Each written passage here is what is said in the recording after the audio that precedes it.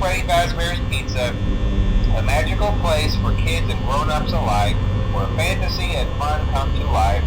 Fazbear Entertainment is not responsible for damage to property or person.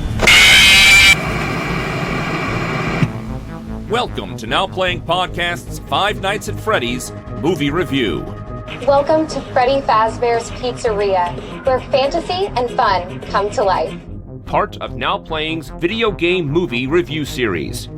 Let's introduce you to the stars of the show. Hosted by Arnie. Why do I always get the weirdos? Justin. Well, he's kind of a sentimental guy, I guess. And Stuart. Well, that good-looking guy I recognize. Who are all these other punks? This episode will contain detailed plot spoilers and strong language. Chica, I don't like this. Listener discretion is advised. And be quick, but thorough.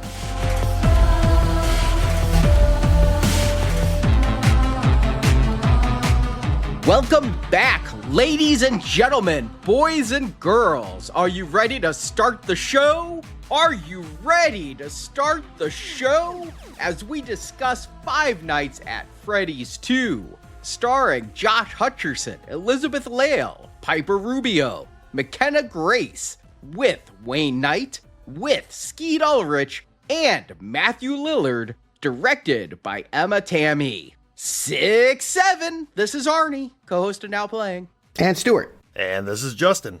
And here we are 2 years later back in the arcade with everyone from the original production coming back. Normally that might be seen as a good thing, except I think we all hated the first movie, right? It's funny that you say everybody came back. I had to ask my kids. I'm like, okay, it's been a while since I saw the first one. Is it the same little girl and is it the same actress playing Vanessa? Because I couldn't remember either of them from the first movie. It is not all the same people, though. Seth Cuddleback, Chris Lee Hill, and Tyler McIntyre are not here. These are all writers who worked on the first film and have been jettisoned as Five Nights at Freddy's 2 franchise creator Scott Cawthorn has now taken control, jettisoned the dead weight of actual screenwriters, maybe? I don't know. Actually, none of them have wiki pages, so they're not that accomplished. No, there were too many cooks in that kitchen. I am fine with getting rid of all the screenwriters from last time. Of course, you're not going to get rid of Cawthorn. He's the guy that invented the very first game and has been with it since inception. He's going to be buried with it. This is his baby. Yeah, but Chris Roberts also created the Wing Commander franchise, which made great games, but Chris Roberts didn't make a good movie. Maybe game developers should make games and filmmakers should make films. I'm just saying. I think that's going to be something I'm going to be talking about tonight. I hear your point, and yet the difference is Wing Commander made no money, and Five Nights at Freddy's, despite our protests, charmed the world into giving up record numbers. I mean, it was a huge hit. We knew it when we recorded it. I did rewatch that first movie and go back and listen to our old review, and I remember we were all like, maybe they're going to learn from this and we won't see Emma Tammy again and they'll bring in new people because they know they have a hit franchise, but that doesn't necessarily mean they did the right thing in this movie. Right, yeah. You don't ask Robert Wise back to make Star Trek 2. Yeah, but no, I guess they don't mess with success. They're going to keep the winning team that took them to the end zone of profits with the first film and just keep them all around to do it again. Yeah, I rewatched it as well, and it was funny. I remembered it being dull, but I forgot how incomprehensible it was. Like, I watched the movie, and then I went and listened to our review so that I could have myself and you guys explain to me what I just watched. Was it any better the second time around? No, it really is not a good movie. Thoroughly through and through, it is a movie that is not sure about what it's doing. And what I can say, what has me a little bit optimistic about it this time is, now that they know they have a built-in audience, and I'm sure they've gotten a lot of feedback from said fans of the games, and if there are any of the movies, now they can take risks and they can play to the strength. I just felt like they didn't know what movie they were making last time, and now they know exactly what the demographic is. Yeah, I think that speaks a little bit to what you guys were just talking about with the creator of the game being more on board here, because I think he is so deep into the mythology of this game and the fan community of this game that now that he's more hands-on, I think it's going to come through in this new movie, where that original movie kind of felt like, there's some people who had played the game, there's some people who really love the game, and somewhere in between they found a movie, but it didn't serve either or very well, that first outing. Yeah, and again, I remember people in the audience. I was there at the very first screening, and the super fans were walking away saying, what a man movie. I can't believe I waited so long to have something so underwhelming. They know that they can do better this time, so it will be interesting to see how maybe they're given more rope to either hang themselves or to deliver a stronger sequel. Well, the anticipation was there, I know. I actually was in Pittsburgh this past weekend for Steel City Comic-Con, so I couldn't go on Thursday night to see this movie. I was flying up there, but I was using Fandango. I don't know what theaters are near me up there. Just use Fandango, sort by distance. And every time I went to buy tickets, all that I saw staring at me was this clown face. It turned out it was the Marionette face. Apparently they paid Fandango so that sold out seats don't just look like they're marked off seats. It all looks like the Marionette face. At every page I went to, all I saw were Marionette faces except in like the front row. This thing was sold out in Monroeville, Pennsylvania, in IMAX screenings, in regular screenings. The Cinemark had screenings 10 minutes apart, and like they were all sold out. I eventually decided, all right, I can't get into any decent seat at the IMAX showings. I went to the non-IMAX showing on a Friday night. I got like the last aisle seat available in the theater. People were filling up the front two rows. There were cosplayers there. I thought I saw one, looked like it was one of those maybe $100 Halloween costumes. Not cheap looking, but certainly wasn't great cosplay. It was a mask and looked like a pajama suit for Freddy Fazzbear. But then coming into the movie during the trailers were these 4, I don't know how to describe it. It involved face paint and headbands with ears and accoutrement on them, and it looked like the 4 from the 1939 Wizard of Oz had children with the 4 main Freddy's animatronics, and the outcome was this weird human face paint robotic amalgam of art. I mean, it didn't look bad, but it wasn't screen realistic. It was just unique and brave. I applaud their bravery for going out in public with that. But most theaters aren't going to allow you to wear a mask, so you have to incorporate your actual body into what should just be animatronic suits. And so I had less people trying to be Fazzbear characters and more just trying to do the 80s. They were just like kids with mohawks and fingerless leather gloves and just styles, neon outfits to just kind of celebrate the era. I will say this, I haven't been in a theater this packed in quite some time. It was both showings, I went twice. First night, it was one parent for every 10 children under 15. And then I just went and saw it again, and it was much more mixed crowd, but still a lot of teenagers. And in both cases, they knew this property. It was interactive like Rocky Horror Picture Show. People talking to the screen, people anticipating things, shouting things about games in between scenes. It was a riot. Oh yeah, I had that entirely too. You mentioned the ages. I think, the absolute oldest person in the theater. By going at an 8 o'clock showing, there was nobody teenager under.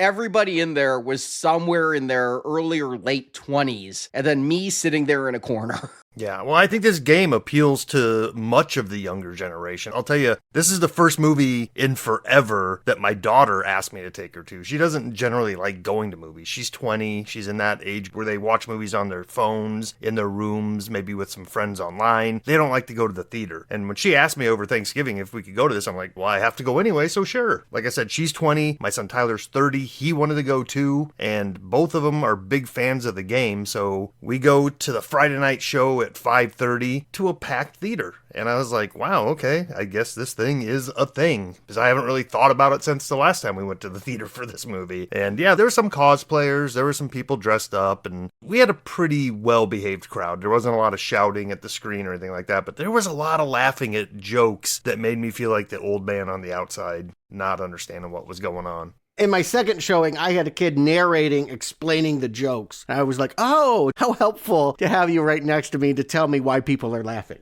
Yeah, hence why I started the show with 6-7. You want to talk about cultural shit Arnie doesn't understand? Here we go. I mean, this is nonsense to me. I couldn't believe the uproarious positivity of my entire audience. Bouts of applause during the movie, hoots, hollers, screaming at the screen. Only a few people actually stayed till the end, even though like the first words of this movie are, don't forget to stay till the very end for a surprise. Everybody left except for like me and a group of 5, and that group of 5 going out were just like, this is the best movie ever. I'm like, okay, sorry, Lawrence of Arabia, Five Nights at Freddy's 2 is here now. Yeah, to be debated about best movie ever, but there's no denying it. If I had the thought that the first movie was kind of lukewarm and that fans wouldn't show up again, be tricked a second time, how wrong I was. They were there, they were enthusiastic. You say the 80s are back? How 80s is this? There was a fast food tie-in. Did you guys know this? You'd think someplace that serves pizza, right? Popeyes got into this act. I had to laugh. I Googled this. I'm like, how did Popeyes wind up with a pizza chain tie-in? Here's the quote from their head chef. Freddy Fazzbear Pizzeria is an iconic part of the film, so we had a blast reimagining that fun, over-the-top energy through our menu. It's our way of giving fans a delicious taste of the movie's universe, where the iconic Popeyes flavor meets a little bit of nostalgic pizzeria mystery. What? Exactly. No, I'll tell you what it is. You pay $15 to have them stick 3 chicken strips into a box with the worst cupcake, and I am not exaggerating, the worst cupcake I've ever eaten in my life. It couldn't even be extracted from the container. It was like a Hostess cupcake that got stuck. It didn't rise. Like you had an unrisen cupcake with this, it looked like gack. Melted lip wax for icing. It was so gross, but that's how they're trying to capture it. I don't know why you couldn't have gone with like a pizza chicken, or maybe that would have been an unholy thing. I figured you would have tried. No, chicken pizza is a thing, though. Pizza Hut has like chicken pizza. I hate it because the chicken's always dry and you choke, but I mean, you could have done a chicken pizza. They are just the wrong chain, though. They are the wrong chain to tie into a pizza place. I don't know why Domino's and Pizza Hut or even Papa John's got outbid. I guess they have Chica, and Chica had a cupcake, so they try to do something there. Well, then get to Magnolia's, not Popeyes. Yeah. I gotta say, Popeyes is definitely not my favorite fast food chicken. It was pretty dreadful all around. They also threw some rubbery cheese curds in there as well with marinara sauce, so maybe that was kind of like a pizza flavoring. At any rate, nice attempt, guys, but no. I've got to say, I miss my collector's glass or action figure toys from the 80s. You got to do something more fun like that and not just serve bad food. Well, there were a lot of toys out. I actually went to a Target during this holiday season, and there was an entire Five Nights at Freddy's 2 end cap with toys and books and music and the first movie on Blu-ray and just huge store display celebrating all things Five Nights at Freddy's. That said, while it did bring out the audiences, we got the estimates in for the weekend. It opened big, but less than the first movie. It's opening at 63 domestic. The first one did 80 domestic. Don't pity this film. This thing has now already in one weekend made $110 million global against a $35 to $50 million budget. This thing's already in the black, but not as black as the first one. Yeah, we're getting a part 3, but yeah, I don't feel like they've expanded the audience, but maybe they've pleased more of the audience, to be determined. I did come in, though, rooting for this movie against all odds. And you know why? Quentin Tarantino. Quentin Tarantino has been on a rant lately talking about how Paul Dano sucks as an actor, and he also doesn't like Owen Wilson, and just like sideswipe along the way, I don't care for Matthew Lillard by Quentin Tarantino.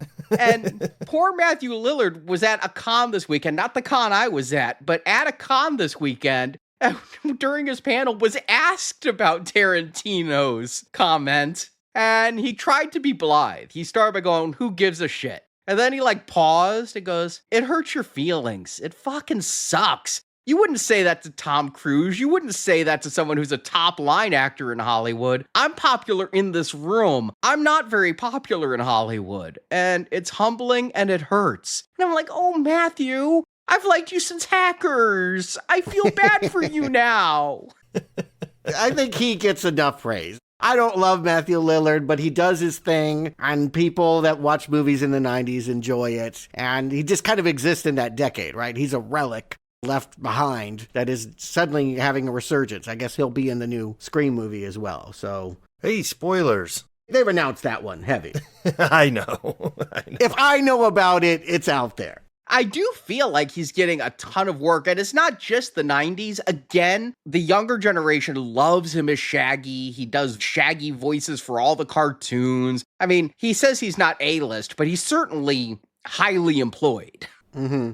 Well, let's find out what Matthew Lillard does in this movie and all the other characters returning. Arnie, why don't you give him a plot? Yeah, I don't know if Matthew Lillard was too busy shooting Scream, but he doesn't do a lot in this movie. He is in the opening, though, in 1982 at the original Freddy Fazzbear's Pizza. This isn't the one from the first movie. It's the original first location, and this place has everything. Arcade machines no one wants to play, soda that tastes like diesel, a ball pit full of tears, and a prize corner where the prizes look like they were bought in bulk from a failing carnival. And don't forget the main stage where every animatronic is fully mobile, which is code for will follow you around when you don't want it to. Oh, but come on, they have a boat. They have a river. That would have been awesome. Take that, Chuck E. Cheese. But the real star is the Marionette. Picture a tall, spooky orchestra conductor who lives in a hole in the middle of the stage and rises up like he's about to announce the nominees for Best Picture. It's dramatic, it's unsettling, it's giving Broadway diva trapped in a music box. Critics said things like, what a marvel, and please stop making eye contact with me, Toy Bonnie. So if you want animatronics, tunnels, newspaper clippings, and a murder mystery that no one in authority bothered to solve, Freddy Fazzbear's Pizza is the only place in town. I'll go. Sure, why not? Can't be worse than Popeyes. Right, seriously. You're more chance to die there. I'd rather die in the Marionette's arms than choking to death on a chicken bone. Yeah, that's for sure. But as for that murder mystery, little Charlotte Emily was there in 1982 for her friend Vanessa's birthday. Charlotte's the kid no one pays attention to, so she gravitates towards that Marionette. Then she sees Vanessa's father, William Afton, played by Matthew Lillard, abduct a boy. Charlotte tries to get help. No one listens, so she follows them herself. She manages to save the boy, but William stabs her in the back. She makes it to the stage, screams, collapses over the trapdoor, and then the Marionette rises holding her dead body. Cut to 2022, and Vanessa is an adult, played by Elizabeth Lail, healed from the wounds she got in the last movie, but still carrying the emotional damage from growing up with a serial killer for her father. She's trying to build something normal with Mike, played by Josh Hutcherson, who's doing his best to raise his 11-year-old sister Abby, played by Piper Rubio, and give her a stable home. The town has gotten weirdly nostalgic for Freddy's thanks to Abby's aunt spreading the old horror stories, and this weekend is Fazzfest. Abby misses the animatronics she thought were her friends, but when she sneaks back to Freddy's, she finds them wrecked and empty. Mike gives her a Fazz Talker toy, kind of like a spooky speaking spell, to cheer her up. Then he notices a flyer on the building that says, Freddy's is murder, with a number to call. Then we cut and meet with a group of ghost hunters contacted by Mike, the security guard at Freddy's. Only it's not Mike Schmidt, the character we followed, it's Michael Afton, William's son, played by Freddie Carter. He takes these three ghost hunters, one of whom is McKenna Grace playing Lisa, to the original 1982's Freddy's and springs a trap. They release the Marionette, now driven by Charlotte's vengeful spirit. The 3 hunters are killed, and the Marionette starts controlling a set of toy animatronics. So the Marionette uses Abby's Fazz Talker to speak as Toy Chica and bring Abby to the old restaurant. Toy Chica helps Abby with her science fair project, but her robotics teacher, Mean Mr. Berg, played by Wayne Knight,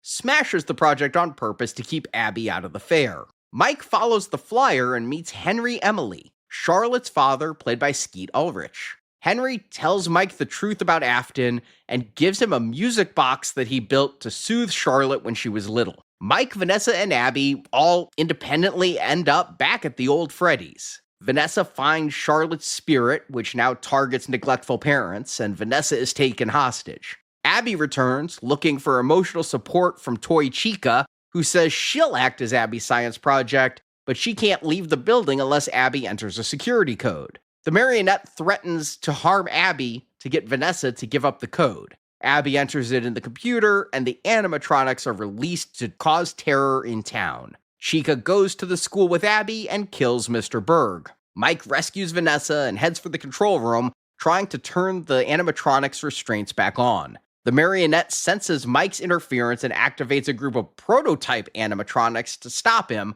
but he's able to fool most of them and stay safe by putting up a giant animatronic Freddy mask in front of his face. Vanessa goes to save Abby, but gets attacked by a broken toy Foxy. Mike gets the shutdown done, but one bot doesn't respond. Toy Chica, who's at his house. Toy Chica has put Abby to bed and then splits open, and the Marionette emerges, who possesses Abby. Mike goes to the Freddy Fazzbear's where he used to work, asking the ghosts of the killed children for help, then goes home where Abby is attacking Vanessa. Mike plays Henry's music box, which puts the Marionette to sleep, and it leaves Abby's body. Then Michael Afton arrives, reveals he's Vanessa's brother, and orders the toy animatronics to kill them. Then the original animatronics arrive and destroy the toy versions. The ghost leader, Jeremiah, tells Abby that leaving Freddy's meant their spirits have to move on to heaven, but it also freed William Afton's corpse locked in that yellow bunny suit to again act on its own. Mike, furious that Vanessa kept all of this from him, tells her to stay away, and Charlotte then jumps into Vanessa's body as credits roll to a mid-credits scene where random thieves break into Freddy's because animatronics are a thing again, and they find the yellow bunny suit with Afton's corpse inside, and its eyes light up. Then at the very end credits, Henry leaves Mike a voicemail, revealing the big twist that Henry used to be William Afton's business partner, and saying the Marionette is still active, but something, probably the Marionette, attacks him before he can finish, and the movie finally ends. And as we get started, you're right. They do a lot of fourth wall breaking here. We have Lillard hyping both the audience of his restaurant and the crowds in the theater that were back on. And as we get to see all the opening credits and the tags for Blumhouse and Universal, yeah, you can feel the energy in the room. Again, I haven't been in a theater this crowded before, but it was kind of exciting. It was like I was about to see wrestling or something. It didn't even feel like I was in a movie theater. I appreciated it because, I mean, we're getting a countdown and, you know, by the time it hits 1, we're done with production logos and we're going to get into this movie. Normally, like, if you were watching, I don't know, Oppenheimer or something, that's a prestige film, that would feel wrong, violating. But in this movie, yeah, it feels like we're at the carnival. We're back in 1982, and we're at a Fazzbear restaurant that we haven't quite seen before. And yeah, it's a small world after all kind of ride with boats, and there's a ball pit that's a pirate ship, and it looks tweaked just a little bit. We're seeing a new restaurant than what was in the last film, and one that looks more fun, frankly. Yeah, and I can't remember if they did it last time, and Stuart, you watched the first movie recently. Did they establish the year before? Did we know we were starting in the 80s and moving up to 2002 as present day? No, they had to do a lot of math. They dropped clues, and you could basically do some addition and subtraction and realize it was 1987 and the year 2000. This one's going to be split between 1982 and 2002. And we're meeting a new character. There is a dark-haired girl with pigtails sitting alone, clearly kind of hating the entire experience, not wanting to participate in the birthday parties and the arcade games and any of this merriment. She's just waiting for her surrogate parent, the Marionette, to pop out of the trapdoor. What is her problem, Charlotte, here? Vanessa's gonna say to her, oh, you got a bad roll of the dice. What bad roll of the dice did we get? Jumping to the very end credits, we find out Charlotte's dad used to be co-owner of Freddy's and is no longer co-owner of Freddy's. But why does this mean the kids don't like Charlotte? Or do they like Charlotte and Charlotte's just emotionally damaged? Because when Vanessa is there, she's like, come back, have cake with us. And then we see Charlotte does go have cake and all the kids are fine. Nobody's picking on her. Charlotte looks like she has some kind of disorder, depression or something because she's not happy to be there. But all we see is Vanessa being so nice to Charlotte and saying Charlotte got a raw deal in something. I would have liked to have seen what made Charlotte an outcast. Well, you know she's depressed because she's the only kid in the 80s wearing black and white clothes, you know? I mean, everybody else wears bright clothes. But Arnie, you're scratching on exactly my problem with this movie, which is going to be, if you're not seeped in the lore of this game, this movie is not going to help you out with developing any of these characters for the people who are just sitting in the theater trying to watch a movie. We have no idea about Charlotte outside of what Vanessa is telling us. But like you said, yeah, give us some of this backstory. You've got an hour and 45 minutes, almost 2 hours to tell us a story, and you're going to waste time later on. So build something up here at the beginning, something for us to sink our teeth into. Or is this a mystery that will unfold over 4 or 5 more films? I don't know. You know, I don't want it to. I'll agree with you on that. I would have appreciated maybe a little bit more, but you get the point. She's a gloomy Gus. She's a Wednesday Addams.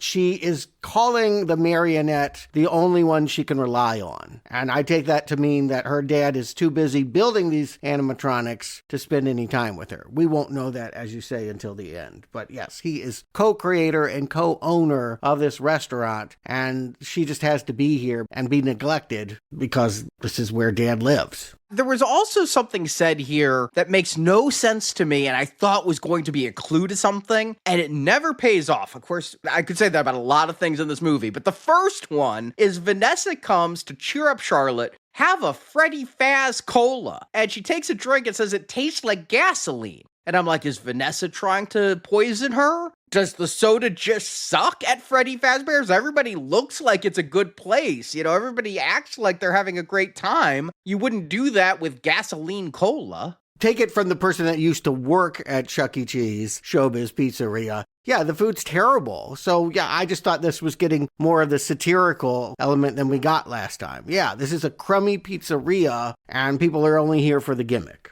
If you say something tastes like gasoline, that's a huge tell to me, like maybe she's being poisoned. Wow, my mind never went there. I can honestly say I just thought they were making a joke about how food and drink is an afterthought here at this restaurant. You're here for the animatronics, and the animatronics are here for you, as she's going to find out Yellow Bunny is snatching a kid away while everyone else is partying. I love that she tries to get an adult to help, and my favorite was the woman. I'm sorry, adults are talking. Yeah, a bunch of bad parents going on, but I guess it was the 80s, right? The only thing they weren't doing is smoking in that room with all the kids around. I thought that needed that, quite frankly, but we don't do that in PG-13 movies.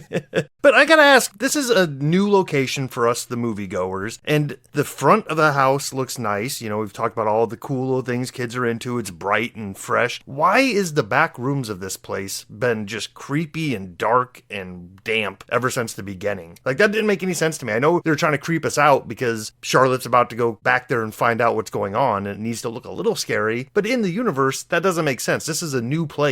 Everything should be somewhat brightly colored and at least clean, maybe white walls, not gray dripping. Again, as someone that has worked in these restaurants, you might be surprised at how unsanitary they are and unpleasant. I know this movie isn't going for our generation. Screw Gen X. You guys are getting near retirement. You're not spending the disposable income the way the millennials and the zennials are. But come on. This is a 1982 arcade. Throw some asteroids in there. Throw in some arcade games that were real. Don't just have all these fake name games. Give me something to tingle my nostalgia bone for this era, and it didn't do that. I agree with you, but I will give them some props for that. Those games, I came to find out, are actually fan-made games surrounding Five Nights at Freddy's. So it's actually kind of a nice little throw out to longtime fans who have put some love into their fandom. Things that you might be experiencing as random, I'm betting are very not for those that are steeped in deep Freddy lore. Because I can tell you, again, so many kids were almost with every comment shouting back, saying things, making requests. It was strange, but I knew that they were having an experience that I could not have because they knew things about the game I would never know. Like,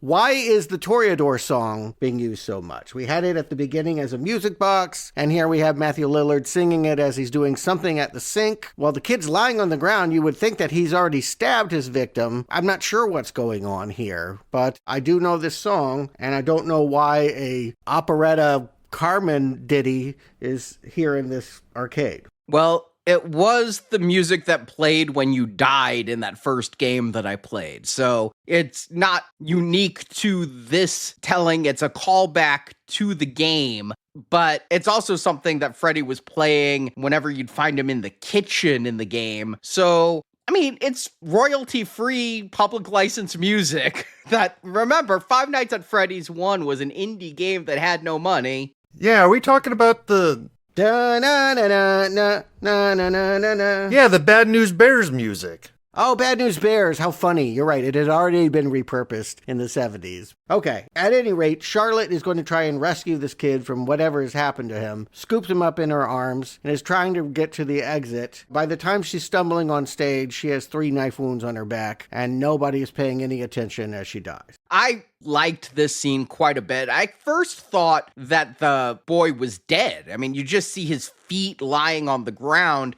and William Afton is doing dishes, or he's at the sink. I assume washing blood off his hands or something, and he's taken his mask off. But then he puts the mask back on and is kind of stalking Charlotte as she's going to the door. It's really a slow chase as she's trying to carry this body and he's behind her with a knife. And then, of course, it just cuts to black because we're in a PG-13 movie. The fact that we even get to see 3 bloody stab wounds on her back, I was shocked because this is a movie for kids that uses kids' gloves, but you're not going to see any steel hit flesh, but it is told very clearly what happened. Yeah, this is actually a really creepy scene. We got nothing like it in the first movie. The first movie was far, far from being a slasher. And here we're actually going to get kills. And the first kill is a 10-year-old girl is pretty shocking. It also makes me start to question what is going on with William Afton. Is he a maniacal killer? Does he have a plan at all? Like, he's just going to steal kids from his own restaurant? Like, when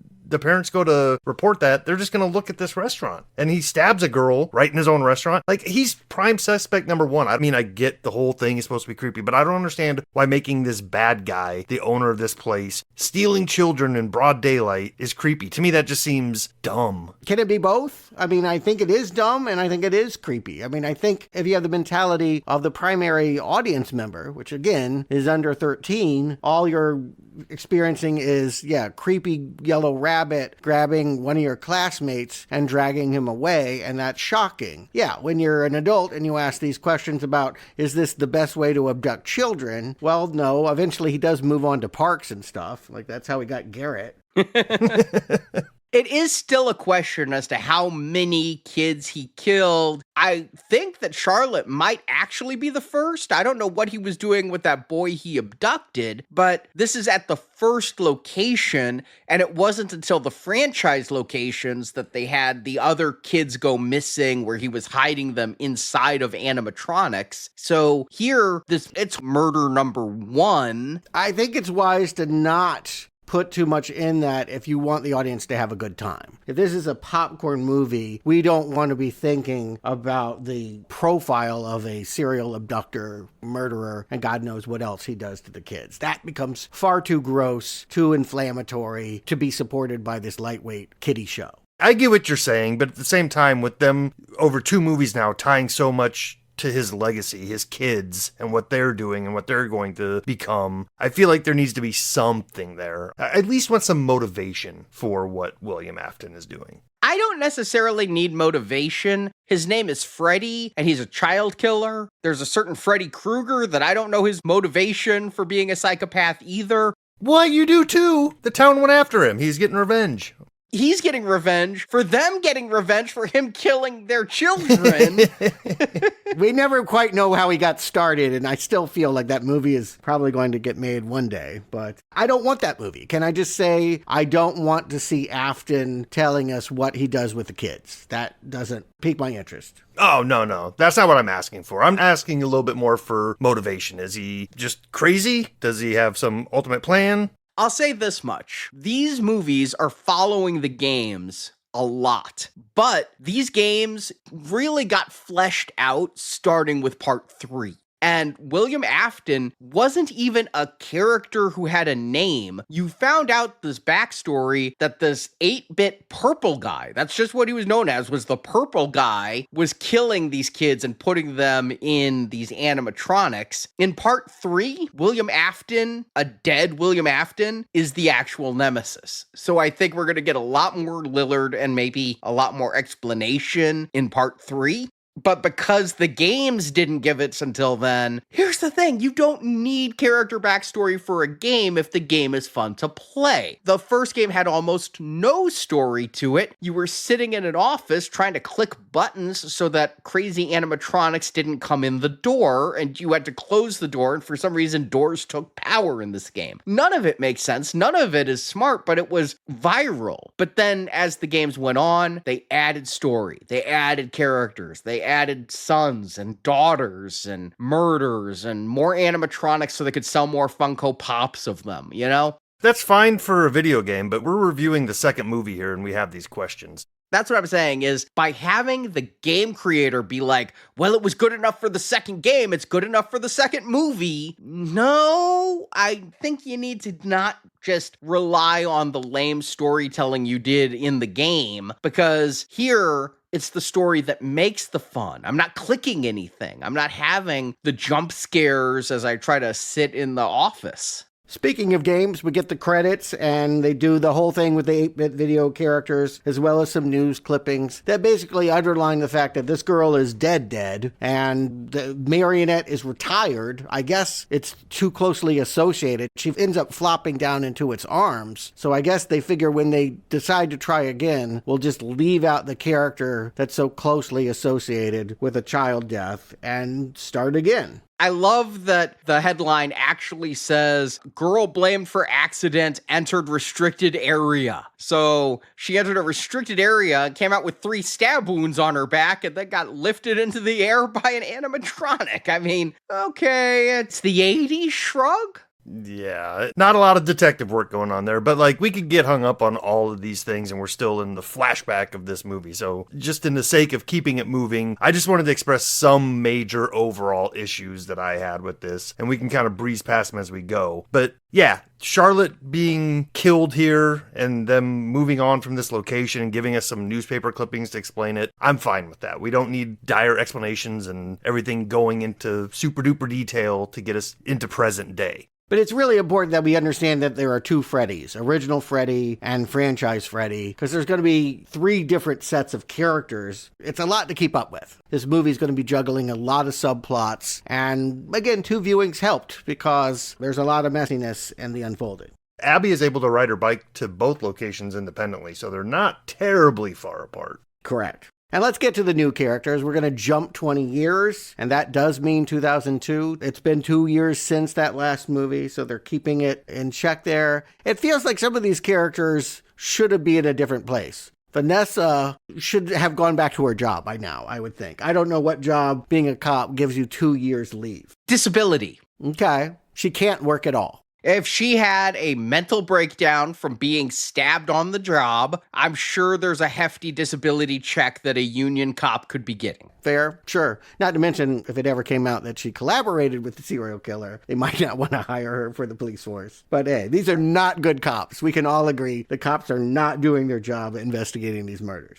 Never mind Vanessa, what about Mike? His whole thing the last movie was he needs a job, right? He has to have a job. He's got to be able to take care of his sister. Here we meet him. He's got a new house, and he's got all day long to just stick around and paint while Abby's off to school. Yeah, he still doesn't have a job, but he's bought a new house. I don't know with what money. Again, did the insurance company that owned the Freddy's location just give him a big payout for what he went through in the first film? I don't know. His friend Jeremiah is still hanging around, and that seems to be his only friend outside of Vanessa. But I would like to know what Mike is doing that he could take Vanessa out on a date to what looks like a really posh Italian restaurant. You know, Josh Hutcherson didn't look like he was having a lot of fun in the last movie, and in this one, they kind of write it into the character. He's exasperated. He's trying to fix everything. He's told Abby a lie about how she can't go visit her friends at the pizzeria because they're broken, but he'll fix it, and he wants to fix it all, and of course, he can't get anything done. And it's so weird. On this date, he ends up telling Vanessa that she should try the dream technique that didn't work for him. You know, she's like, oh, you're having nightmares? Well, remember how I slept all the time to find out who killed Garrett? I never found out who killed Garrett, but maybe you can do the same thing and confront your dad. Meanwhile, she's saying she's going to spin class, so she's obviously physically able to be a cop, but she says she's making friends at the class, and I'm like, okay, this is going to matter. Either she's having a love triangle situation, maybe the friends she's making at class are also romantic interests because she and Mike haven't even kissed yet, or maybe there's a nefarious person at spin class. I tend to think those nefarious people are probably the instructors, but maybe there's a killer animatronic in spin class. So I thought this would matter, and yet, no. Well, we have one scene. I mean, we do go to the spin class, and she does see dear old dad in the bunny suit in the mirror reflection and pulls a gun on a guy that she said hello to. So that's her friend. But I didn't need a line saying she made a friend. You know, you could have just said she was in spin class. I feel like the screenwriting is dropping clues to things that aren't actually ever going to pay off. The gasoline soda, the friend in spin class, these are things that either shouldn't be said the way they are or should matter. But Arnie, again, you're saying conclusively they have no point. I'm telling you, weird lines are dropped, and the kid next to me is going, oh, I didn't think they'd make that reference. So can we be sure that's not a line said in a game somewhere? It is that deep, and the kids are enjoying it on that level. They're screaming out, oh, you got this from the ball game. You know, like they know where these lines are coming from. They do know, but I'll say that this did not have any reaction from my audience. My audience was fairly muted for the first half hour of the film. Neither time did I watch this was there a scene that went without comment. Well, let's just say it. I mean, the whole Vanessa-Mike relationship is just weird and strained. And I don't know if it's writing or if it's acting or if it's meant to be this way, but I'm not feeling anything between these two. I feel like Mike is cajoling her to get better so he can get her in bed or something because he seems to be frustrated about something. But this is a kid's movie, so that's not his motivation. And he's acting like he wants to help her, but he really doesn't seem to care. Yeah, they got no romantic chemistry together. And this joke about are we on a date or are we not on a date? It's not a romantic date. I'll just say that. They have no chemistry together, and that doesn't change. If anything, this is about the ending of their friendship. He will realize not to trust her because she is holding on to a lot of information and not telling him vital things. I don't think he realizes it at this point. I think at the end of this date, he still thinks that there's something that can happen between them, and he'll say it outright later. He's trying to fix her. And there are those people who just keep getting in relationships with broken people. Oh, I can fix them. I mean, you could just lump it into codependency, but yeah, this is the way his character will read in this movie. He's trying to fix up a house. He's trying to fix up a girlfriend. He's trying to fix Abby, who doesn't seem to really be struggling for friends, even though she says, oh, I miss my ghost friends that were in animatronics that tried to kill me. She is going to her new school and people want to hear those stories. They invite her to lunch. She's got a science lab partner that is all ears. I don't get the sense that she's alone because nobody accepts her. No, it's a joke that got a big reaction from my audience when Mike tells Jeremiah, oh, she doesn't like to be thought of as the niece of the woman talking about the animatronics. Smash cut to her on the bus telling the other kids about the climax of the first movie, and the kids are eating it up like, you're crazy, you want to sit with us at lunch? So she's popular because of these Freddy tales, because Freddy's is popular. All the kids are going to Fazzfest this Saturday. Everybody is really into the retro Freddy's thing because of Abby's aunt and the story she told, and it's kind of a spooky kitsch thing.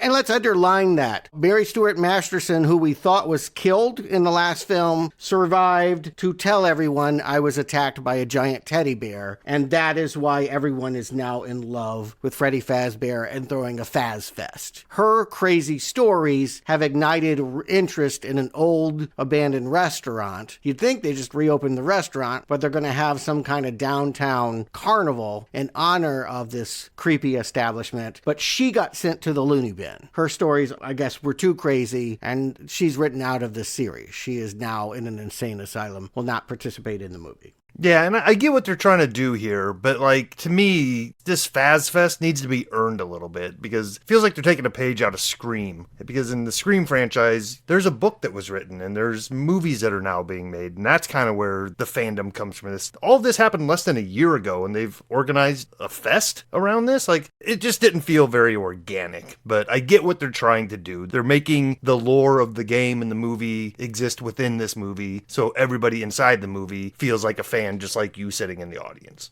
And I think you got the reference exactly right. This is Scream for preteens. These are Screams for 13 and under that didn't see all those 80s slasher movies, but played all these video games. Abby is popular with her friends at school, which seems weird because that's not what the movie's trying to tell us. There is one person at school that doesn't seem to like her at all, and that's Mr. Berg. Wayne Knight's character seems to just not like her for whatever reason. We don't ever understand why he doesn't want to be part of the science fair. We're not shown that she's not good at doing science projects. He just does not want her involved. It is so strange. She is targeted by this teacher for no reason. I don't take it that it's sexist. It could come off as sexist because she's a girl, but there's other girls in that class, and he's not discouraging all the girls. He's discouraging specifically Abby. And it's not because Abby talks about Freddy Fazzbear, because everybody in class is talking about it, and he does say everyone's caught up in the stupidity that is Freddy Fest, so why pick on just Abby other than poor writing? No, I think there is a very concrete reason. She is making a Chica. Her project is a recreation of her friend, and he is on record saying, I know Fazzfest is playing against the science fair, and if you go to that and don't come to the science fair, I'm going to give you an F. And he's a robotics teacher. He thinks that those animatronics are terrible and that his science is preferable. It's kind of like when I said I want to do a book report on Stephen King, and my English teacher only read Jane Austen. She just doesn't want me to do it, and she's ready to flunk me.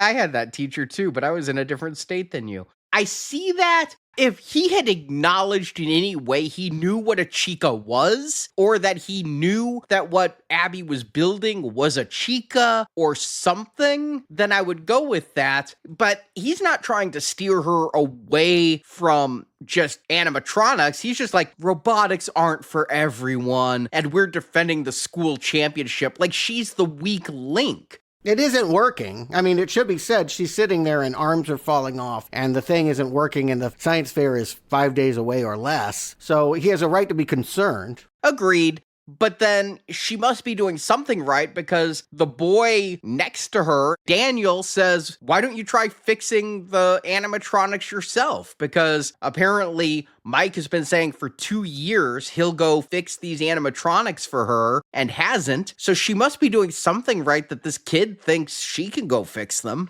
I'm not sure how many light bulbs are in his machinery, but yeah, he believes in her. He believes in UFOs and ghosts and all her crazy stories. And yes, he puts the idea in her head when she brings it up with Dad when she gets home that, hey, why can't I go see my friends? And they have what must be a conversation they have every week about, no, they're still broken. One day I'll fix them, but go make real friends. This is going to be her taking initiative. She's supposed to stay home and watch TV, and instead she's going to bike over to the old restaurant restaurant and see if she can fix him up. Who didn't see this coming? When Mike's going out to dinner and she's like, I want to go see my old friends. He's like, no, watch Spectral Scoopers on TV. Of course she's going to sneak out and go to Freddy's. This is the most obvious thing. Yeah, I don't think anyone doesn't see that coming, but funny 2002 reference. I do believe that those ghost hunting shows did become popular around that time. So it's feeling, period. Movie questions that I don't think we're supposed to ask is, there was just a big incident at this place just less than a year ago. Why is this place not locked down? Why is it still accessible?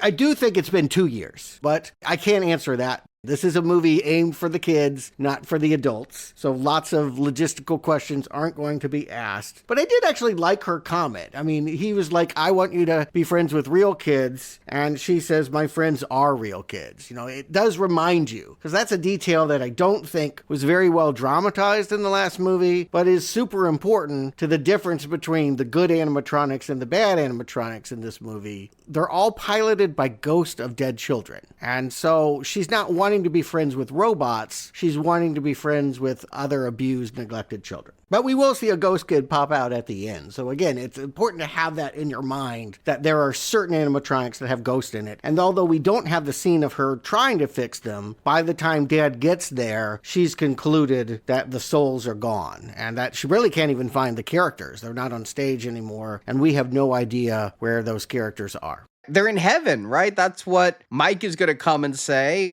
Acknowledgement of the reality of Christian mythology in the Five Nights at Freddy's world, because later the ghost kids are going to say we're going to heaven. So I guess Christianity, yay, all the rest of you wrong. I mean, that's a little much. I don't think this is a Christian film. I think that he is saying what he thinks will comfort her, and she calls it really cheesy. And she's just not satisfied until Dad says, well, you can take home a souvenir. And he goes, pretend she has 1 million tickets, get anything you want. There never was anything good in those things. I remember I got like a 45-inch vinyl of Beach Bear singing Do You Love Me? And that was shit.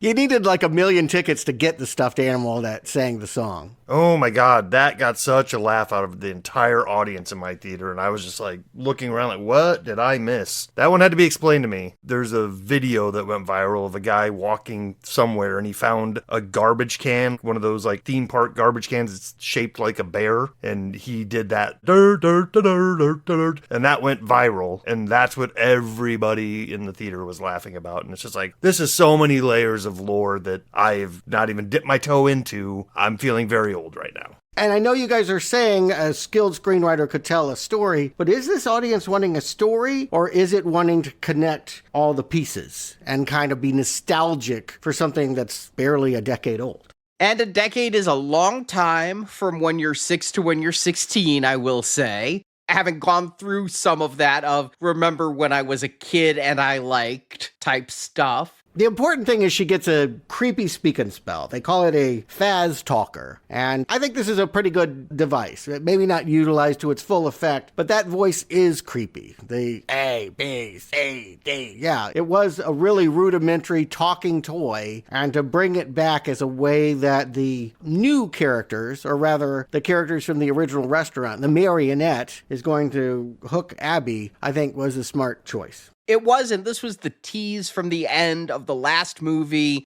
Fortunately, I watched that at home because it went straight to streaming that same weekend. Because I watched this movie again and I didn't turn subtitles on and I'm like, what the hell is this spelling at the end? I even listened twice, but it said, come find us is what it was spelling at the end of the last one, telling us an evil speak and spell would be part of this new one. Yeah, there was a plan for this. This was always a factor for part 2. And this is also where Mike, on the outside of the restaurant, finds among the FazFest flyers, someone has also stapled up Freddy's murder and has a phone number listed that you cannot call. It doesn't have an area code. It's 555, which movies always use. Yeah, no phone number actually starts with 555 except in movies and TV. They should have made it a real phone number, although that would have locked it down to a city, right? But I would have liked it if they made it a real phone number and you could call and you get Skeet Ulrich, doing you've reached Howard, leave me a message. We'll talk about Freddy's. You know how many awful phone bills I ran up calling like the random 900 numbers from the 80s? Like, yeah, oh my God. Yeah, yes, kids will definitely do this, but it's probably best that they didn't, at least for the parents' sake. Well, I'm not saying a 900 number. I mean, they did this for John Wick where you could text it and it was free. Lionsgate's been doing this quite a bit for free. I'm just saying interactive movie stuff. Get Skeet Ulrich to literally phone in a voicemail memo and make people think like they're calling into this world. Yeah, if they had had enough time or forethought. The interplay is a very interactive experience that I'm having with these crowded movie theaters. Finally, though, we get to the inciting incident, the thing that's really going to kick things off. The spectral scoopers, the thing that Abby was watching, ignoring her dad, they've been given a tip. Somebody named Michael, not to be confused with our main character, Mike. Michael is going to give them a tour of that original restaurant where Charlotte was killed, and they're excited about it. Their whole gimmick is to go into old places and tape, and usually fake, ghostly things. This is the real McCoy. But we are supposed to think it is Mike, because they say Mike, the security guard at Freddy's, has given us an invitation to come. We're not breaking and entering. Mike is letting us in. It's not until they arrive that they meet Mike, and Mike says, "Call me Michael." We find out, A, it's not the Freddy's we know of. It's the first Freddy's from that opening. B, it's not the Mike we know. It's Michael. And C, McKenna Grace. What happened, girl? You were like a lead of Ghostbusters, and now you're just a minor character to be killed here. Well, she's still lead of Ghostbusters. I'm not sure if they'll make another one of those. She's the lead on that team of Ghostbusters. Yeah, exactly. That she's just kind of doing the same thing as a bit part. And that's surprising because she was a highlight of those redos. But yeah, this is a nothing role, a thankless role that's basically going to allow the villain to come back. This group is milling around the place. They split up. She hears a music box tinkling and finds it. Boy, the audience was really freaking out and screaming about rewind it and I guess doing all the things you're supposed to when you see it in the game. But of course, she closes it, and that means that the marionette is no longer asleep. It can rise up out of a giant box and possess her. We're far enough into the movie now where there's been somewhat of a lull in the action and we need some more kills, and so these guys are going to be our fresh meat into the grinder. It's a team of 3 people. It's the gal that we were talking about, and she has 2 guys with her, and one of them is off investigating the little tunnel of love from the boat ride, and the other one is off looking in the back rooms or whatnot. But we get some fun little creepy kills here. You know, things slowly start going wrong. With the one guy is standing next to the ledge of the waist-deep water, which they're making it seem like it's a chasm of water. But these creepy little, I think they're marionette toys. Like maybe there were things that kids could win and take home, because they have that creepy face on them. They just kind of keep getting closer and getting in the water, and we don't get a gruesome kill, but we get some blood in the water here. Yeah, it's like Piranha. Yeah, I was surprised that we get 3 kills here, and one of them I knew, besides McKenna Grace. I knew the cameraman named Alex. He was this year in that Final Destination movie. He played Charlie, one of the main characters. He was also in the first season of Chucky. So I kind of thought he and McKenna Grace were going to be bigger characters as I know them. I didn't know the nerdy guy, so I figured he was dead meat. It's creepy, I will say that. When she gets turned and the eyes glow and she gets the marionette makeup and the black tears running down her face and all of that, that is some creepy stuff. That, I think, hits harder than anything in that first movie and will give people pause. Yeah, and it's changing what we know of the rules in this universe, right? Like, she's somewhat spectral. She can float, or at least, like, glide along the floor without moving her feet. So this is somewhat paranormal now. The same way that William Afton covered up the death of Charlotte in that first 1982 incident by saying she went into an area she wasn't supposed to, here, this Lisa Ghostbuster is following music on her own and kind of makes Michael mad because she's like, you and Alex go off. I'm going to follow this music I'm hearing. And she discovers this music box that I guess has been playing for 20 years consecutively and keeping the spirit of Charlotte at bay. Maybe. Or Michael is more in on it than we know, and he's been making sure the music box continually plays until there's somebody there that can be possessed. It seems like Michael set this whole thing up as a trap, is what I'm saying. Quite possibly. But a character that we thought would maybe be hanging around for a while is now working for evil. She can't leave the place. We hear her scream as soon as Michael runs out. It looks like he might get it too, but she can't go through the front door and she's screaming, and he does confirm it. I was glad that he did it. It was for the dummies in the audience, but he's like, welcome back, Charlotte. And I go, oh, good. Okay. I understand what's happening. It's not the Marionette. It's the girl that was killed and died in the Marionette's arms. Right. And she possessed the Marionette the same way the other ghost kids possessed the other ones. But we were told their bodies were shoved in those animatronics. And Charlotte wasn't shoved in the Marionette because everyone saw her die. They'd wonder why you weren't burying that body. So it's just magic. We're just going to have to go with spooky magic. That's what I'm saying. This changes what we know now. It's somewhat spectral and paranormal, more so than the first movie. Vanessa will talk about it a little bit later. She'll say that even as a young girl, she would go down into that room and see the girl ghost sitting in front of that box and try to talk her, knew that she was an angry spirit that wanted to hurt parents. And that will be the mission. I'm out to kill not William Afton, the man that stabbed me 3 times, but all the neglectful parents who wouldn't listen to me when I was screaming child in danger.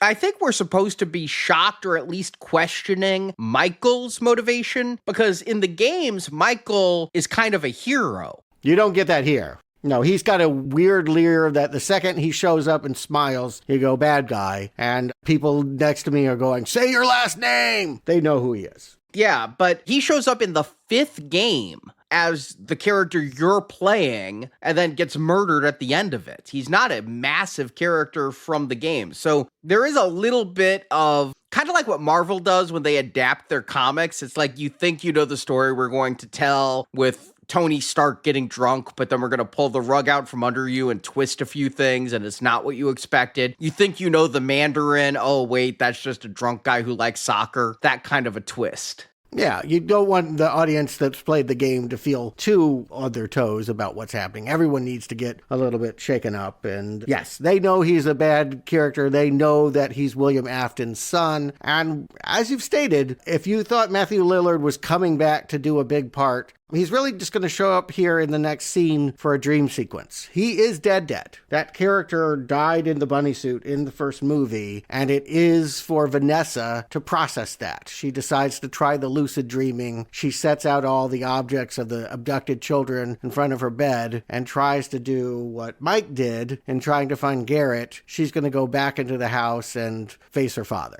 In this lucid dream, sometimes she's a child running away, sometimes she's the police officer gunning him down, but no matter what she does, he always ends up laughing at her and saying, you'll always be mine. And I don't know that that gets corrected in this movie. It doesn't. It is, again, supposed to be like a tease for the next movie, which is a huge flaw of this film, especially its climax, is that it leaves way too much just to be in the next movie. This is fine if we're talking episodic weekly television. Not so great for movies where part 3 hasn't even been announced and probably isn't, anything more than an idea in Scott Cawthorn's head. What's the focus then? Well, you could say maybe there is none, but I think the thing that's the strength, I think in this movie is Abby, right? I feel most grounded when I'm paying attention to what she's doing. And she's, again, struggling to make her Chica, missing her friends, when that fast talker starts saying her name at night and saying, yes, I'm Chica, and I can tell you where we're really at. Yeah, it's going to lure her to the original restaurant, and new animatronics under the guise of the Marionette are going to fix up that science project and kind of manipulate her.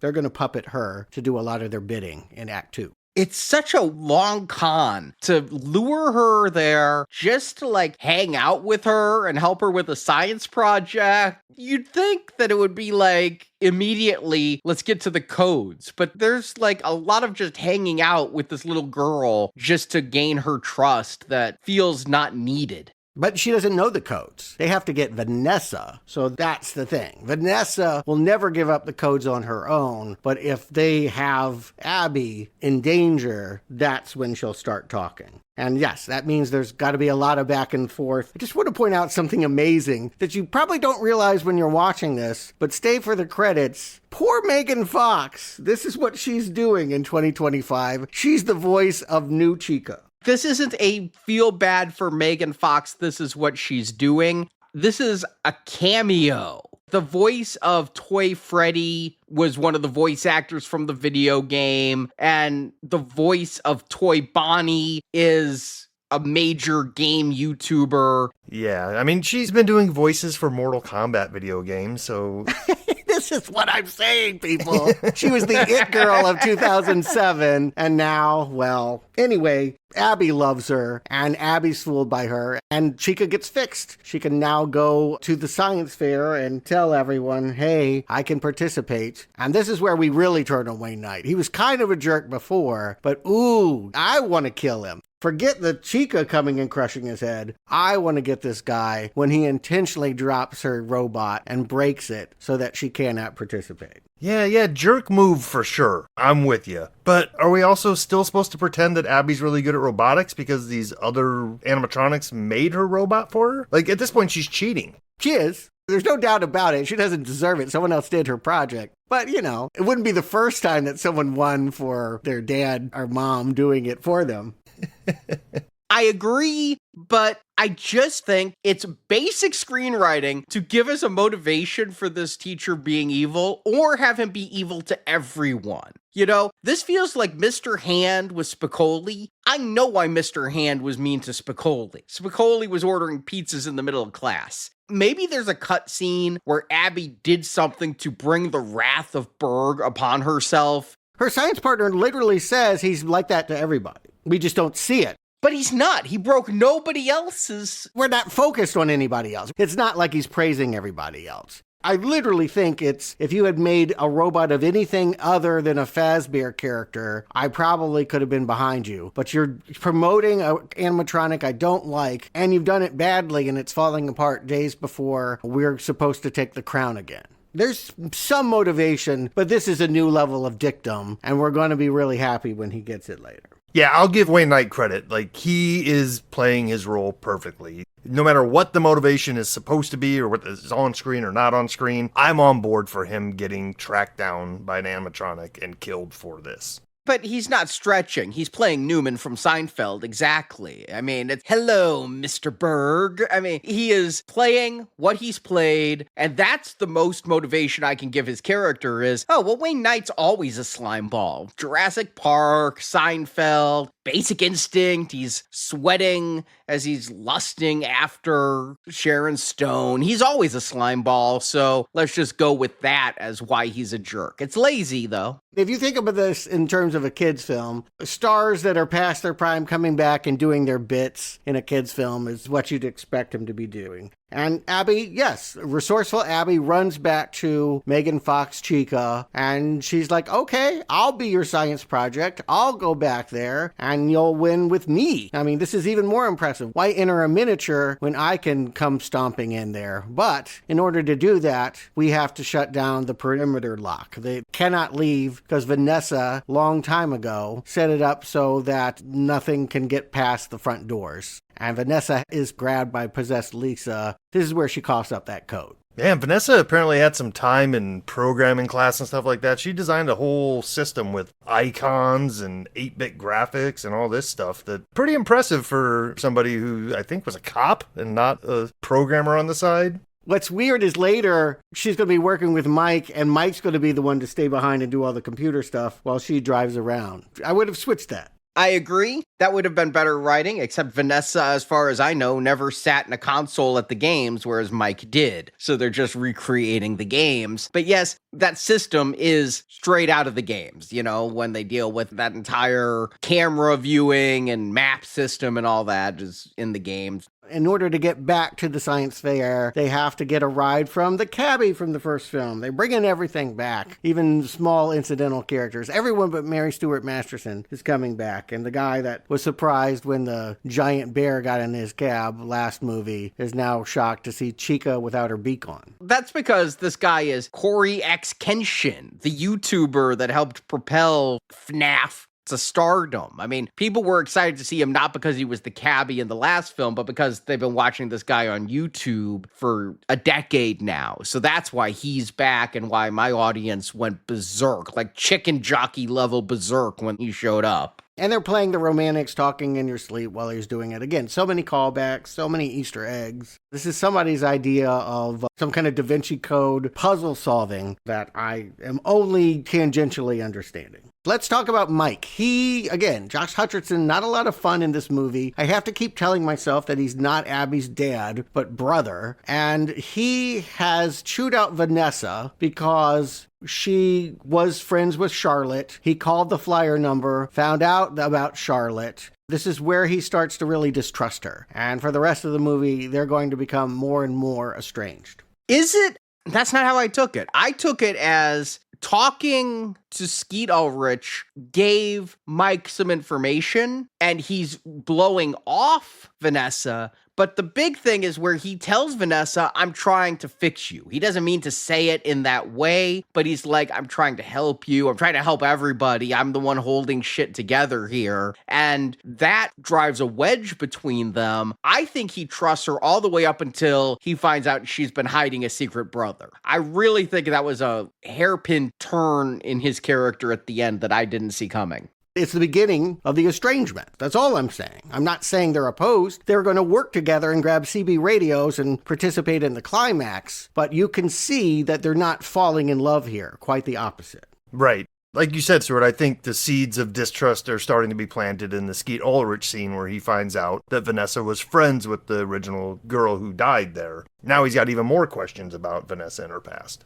The audience was all a whisper when they see Henry Emily. I don't know what he is in the games, but I get the sense that he's a bigger part of the games than he is of this movie. Skeet Ulrich has maybe a little bit more screen time than Matthew Lillard does here. Yeah, he's the original partner in the game to Afton. So I guess in the game, this is a character that all the fans are already aware of. And I don't know that he looks like the guy from the game or not, but to me, I was like, oh, it's Skeet Ulrich. That's cool. We got both the guys from Scream here. Well, they're obviously doing that because those two were partners in killing in Scream, and now they're partners in this Freddy Fazzbear stuff. Yeah, and he's helping things click for Mike because Mike saw that Abby had drawn her and Chica walking over a bridge with boats, and now he's seeing pictures of the original restaurant that he did not know existed and seeing that those were attractions, and that must mean that Abby has been there. She's not just talking into her Faz talker, she has actually gone to this other location, and after he calls the science fair and finds out that she left in a huff, he's headed over there as well. And I do want to just add,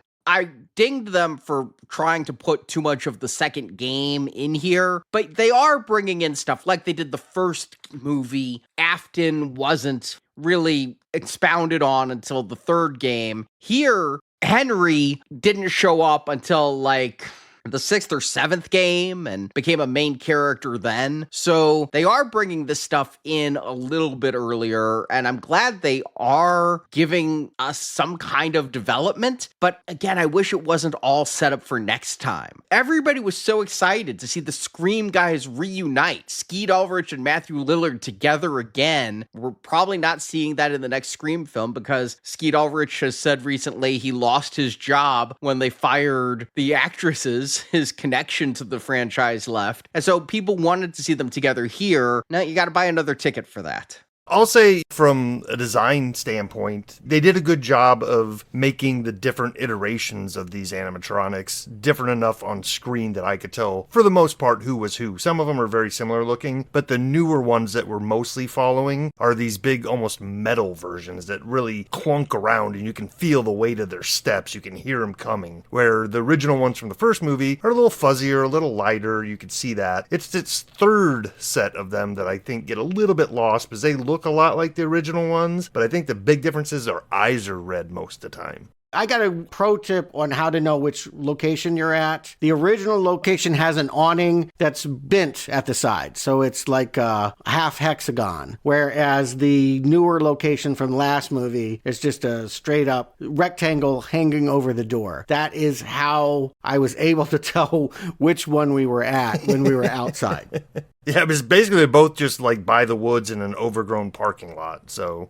It's not easy. They don't do a great job of differentiating. They do when you get inside. Again, that river ride helps a lot. But yes, the point is Mike is headed to the original restaurant. He's rescuing Vanessa, who has been kept alive. We'll see that McKenna Grace has been killed. She did not survive the possession. But Vanessa is alive, and this is where they decide that he'll sit at the computer and play the original game, right? This is the thing where you sit by an open door. It's most of the original games, yes. I mean, several of them. It is specifically in part 2 that you would put up a mask to your face to confuse the animatronics that you are an animatronic too, and it would fool all of them but Foxy in the game. Right, yes. And boy, that was explained to me by everyone around me. They were like, oh, wait till Foxy tries it. I mean, like, it was helpful and it was cute. And again, it helped me understand how much this movie was working for a certain segment of this audience. But yes, he's going to sit there in the chair and complain about the fact that there's no door while she's going to drive around. And the point is that where are these animatronics? We do know that Chica, of course, has gone back to win the science fair. And in order to do that, she has to kill Wayne Knight. In a scene that, it's pretty creepy. I gotta say, I was surprised again at how it goes. The buildup is good. And when they actually crush his head, it's not bloody, but it's graphic. The sound effects make you linger on the nastiness of it. It is a good kill. It is a deserved kill. It is killing off a character who we don't like, so we want to see them killed. The whole reason why Wayne Knight picked on Abby is just so we could have someone for Chica to kill in this moment. And so we're not like, ooh, Chica killed a good person. And I liked the line, I want to see what's going on in your head in this scene. I'm like, okay, that's a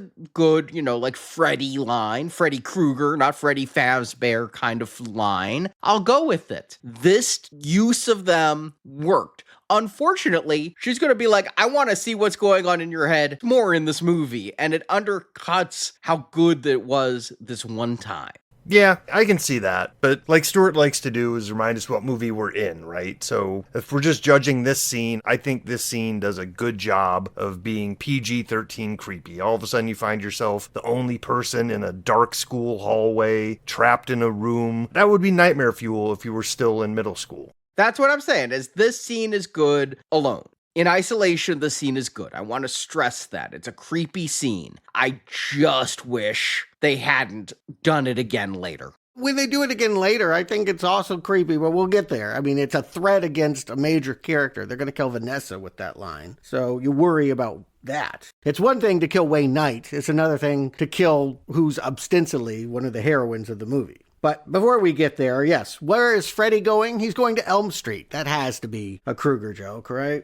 Oh, absolutely right, yeah. You've got a Freddy and Elm Street. Yes, they're referencing my favorite Freddy. But before that, he does get to walk around in Faz Fest and impress some of the cosplayers. And of course, there's the jealous one who's in a really sad costume, calling it shit. But they all know that this thing rocks. And of course, when he says, I have to go pull off heads before I can compete in the costume contest, you know he means it, which is why it's so disappointing that he ends up at the house of two no-names. I don't think that these were parents from the opening scene, is it? If it's supposed to be, they didn't do anything to establish that. Again, you would want them to be very recognizable. They're 20 years older. Their kids aren't living in the house anymore. There's an ad for the Faz Fest on the TV. If they could say, oh, that was a ripoff when we were there or something, that would help. But these just feel like randos, and Freddy is not attacking the right people. Yeah, if that's the purpose here, then you give those characters some sort of visual cue from back in the 80s that you can bring back here in modern days. So we're like, oh, that's the same people. Ultimately, does it matter that they're going after the exact parents or not? I would think it should matter because that gives purpose to why they're even out there trying to kill people. But if they're just killing parents in general, it's a little too shorthandy for me. Well, here's the irony, is that the kids that were with her in 1982 are the parents now. So she's literally just killing other kids at the birthday table and not the parents that were not paying attention to her. As we'll see when Bonnie attacks, Bonnie the bunny goes for this little girl and her mom, she can't be more than 35 or something. Yeah, they're going to stab her at the kitchen table. Bonnie gives the speech, or rather, I should say, Charlotte, acting as the marionette, gives the speech that all parents are the same. It doesn't matter what parents I kill, because everyone is equally as deserving, because they're all bad. Clearly, she's got some daddy issues, and it makes me wonder what Skeet Ulrich did to her. Mike sees Chica has gone to his house, and instead of going to his house to help Abby, he goes to Freddy's first and implores the ghosts, "You've got to help me." The ghosts that he doesn't have any clue if they're there. It's literally like going to church while somebody is sick. You pray and you hope somebody hears you and it's going to help that sick person, but you might want to hire a doctor too. You got somebody with an arm cut off in your car, and on the way to the hospital, you stop by the church to slap down a quick prayer. I mean, it should also be said, Mike did figure out the signal that, the way it worked, and I don't know why you would design it this way, but the Marionette character back in 1982 was supposed to be telepathically, through a radio signal, controlling the other animatronics. I don't know why you wouldn't all have them all being controlled by a main computer, but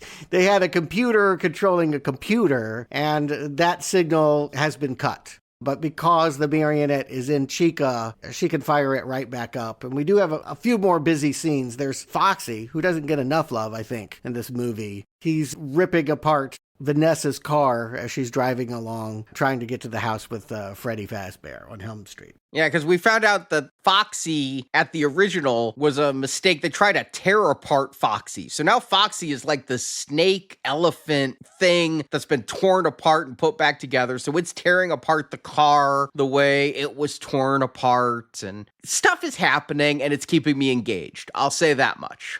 Yeah, they end up throwing him through the window and knocking down the bear, and that couple that I don't know who they are end up running over and meeting the lawyer from the last movie. There's a joke of, actually one of the more funny characters was Mary Stuart Masterson's lawyer that didn't want to have any part of her criminal undertakings. He just happens to be the neighbor and offering his services as this couple is trying to escape killer animatronics. Yeah, but what he says is you need a good lawyer. That means not him.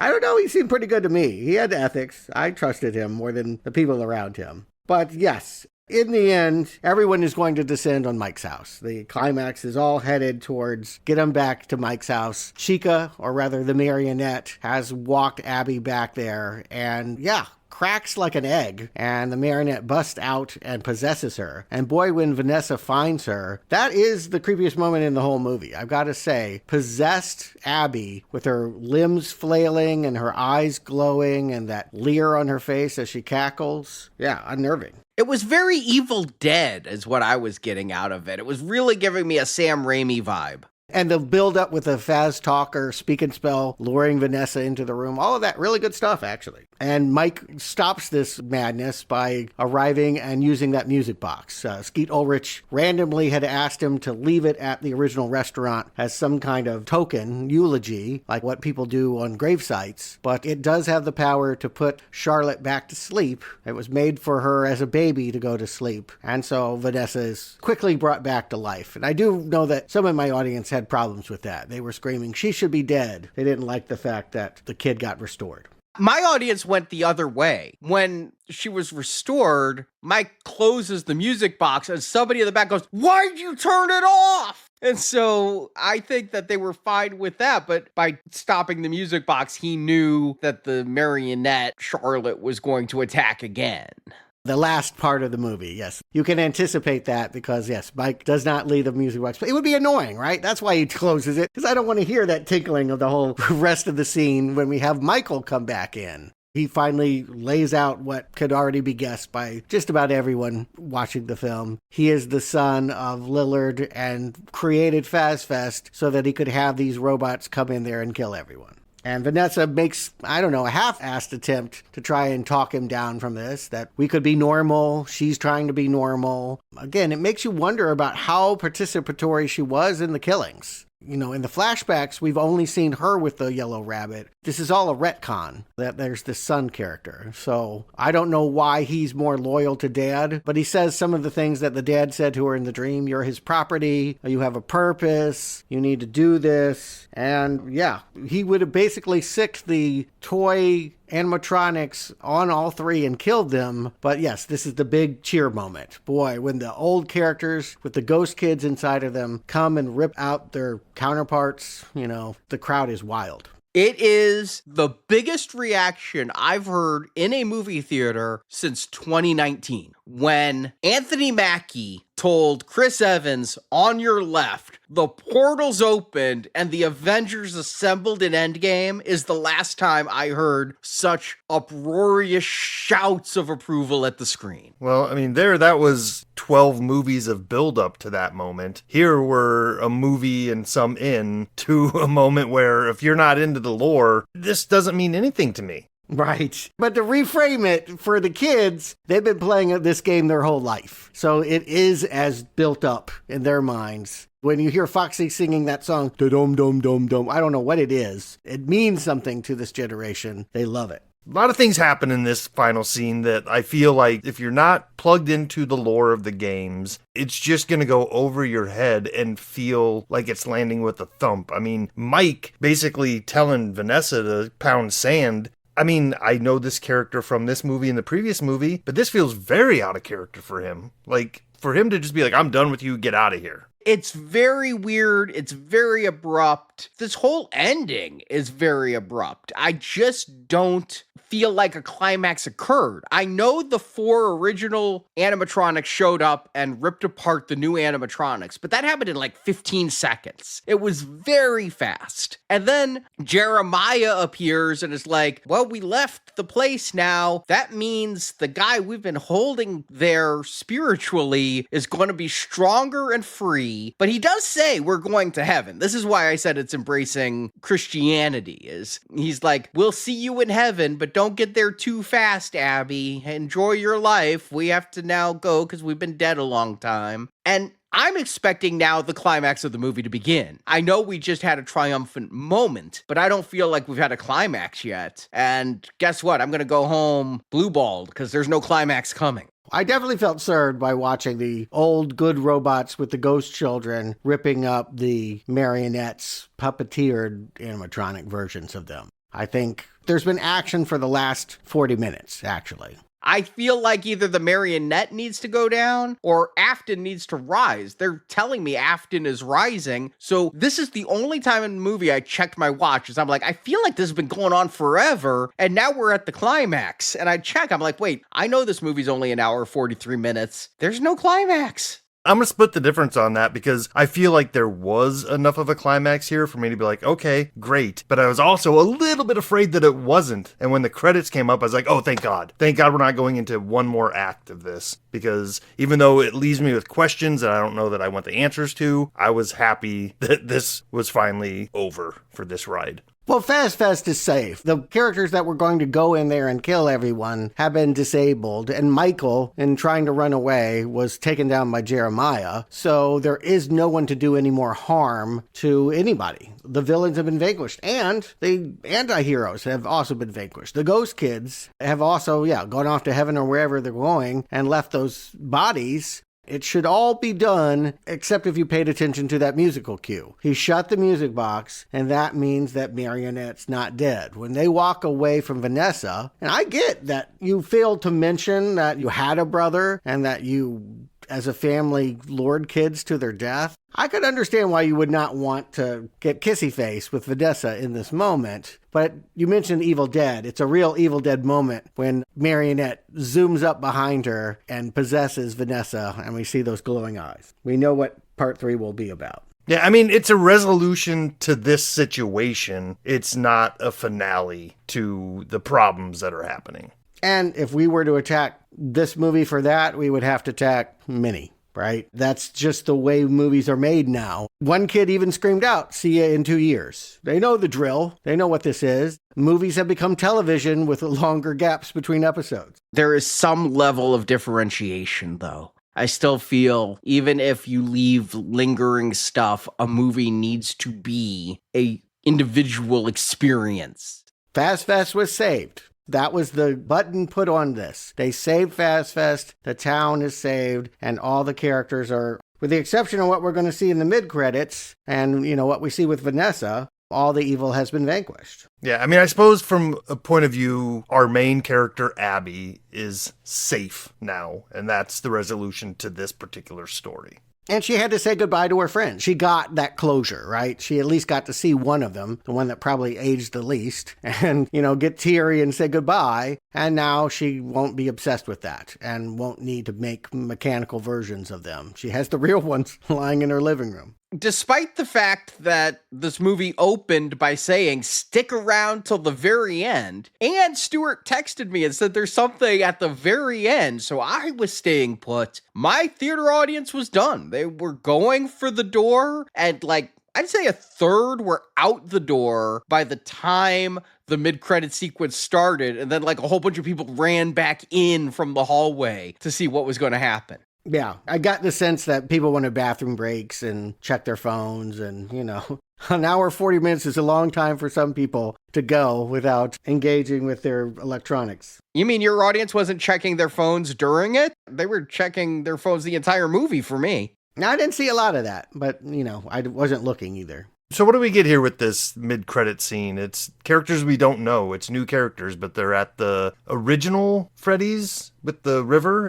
Nope. You can tell the flyers are on it. This is where Atherton died in the first movie. Okay. So they're at that location, which is said to be getting torn down in the next day. So they're there to scavenge stuff. And I guess they're making a haunted house and using real masks and stuff like that. My kids tell me that that's a plot of one of the games. So this is another thing pulled right from the lore. Yes, you don't know Patrick and Robert and Ethan, but when they said the name Ethan, there was a segment of the audience that made a big, oh! So yes, this is somebody's game. They liked this one. They were excited. Screaming, show it, show it, show it. It's a big tease that they found a secret room and that they're looking at something. We're seeing it through the POV of the yellow bunny. It's the last shot when we see it covered in the plastic and one eye glowing. I was a little disappointed that we didn't see some sort of discovery of the secret room because, to be honestly, all those back rooms feel like secret rooms. I would like to have seen light coming through some bricks or something, but nope, we're just in this secret room, apparently. I agree. I do think we will see these three actors again. I looked them up because I wanted to see if they were famous YouTubers and cameoing, but they appear to be actors from stuff. Ethan was in one of the Maze Runner films, and the others have quite a few credits behind them. I wonder if they've been cast to be some of the stars of Part 3. I did like the little mention that this yellow bunny reeks, that he smells really bad. I'm yes, there's a rotting corpse in there. I would hope he smells bad. So we know it's flesh. And yeah, the glowing eye tells us that the zombie of Afton will return. And then, yes, there's an end stinger like there was in the first film. It's audio. As the last of the credits are rolling up, we hear this time a voice that's a little more intelligible. It sounds like this is Skeet Ulrich, right? Henry Emily is recording a cassette that he plans to send to Mike, basically admitting something that anyone that played the games would already know. He worked with Atherton, and that maybe the killing of his daughter was strategic. We don't know. He can track the Marionette, and he knows it's coming from Mike, and then we hear something in the background that would indicate that it gets him.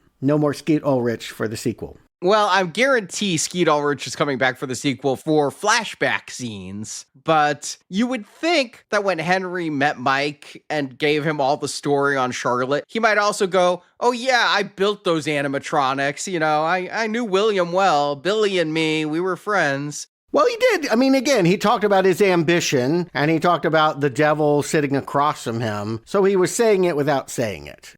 He was focusing on the fact that Atherton was the one that murdered his daughter. In that moment, that makes sense. Yes, I suppose you could argue that he should have said it in that moment, but watching it a second time, I was looking for that. I bought the scene. I'll say this. I think it would have served the audiences better if these two post-credit scenes were swapped around. If we would have got this Skeet Ulrich audio mid-credits for people like us, who are just kind of there, maybe their kids are into it, and we would have got a little bit of a, okay, so there's a little bit of something for the next time I'm here with my kids watching the next movie. Some information I didn't know, and on the car ride home, my kids will tell me who that guy is in the games. And then end with the tease for what's coming the next game with the haunted house guys and stuff like that. Yeah, maybe. Except that they already established that, the audio tease comes after the mid-credits visual. But last time it was just a gag with a cab driver. These feel like they are more directly indicating what they're going to do. That next time we will see Yellow Bunny, if not Matthew Lillard, playing a big role. And yes,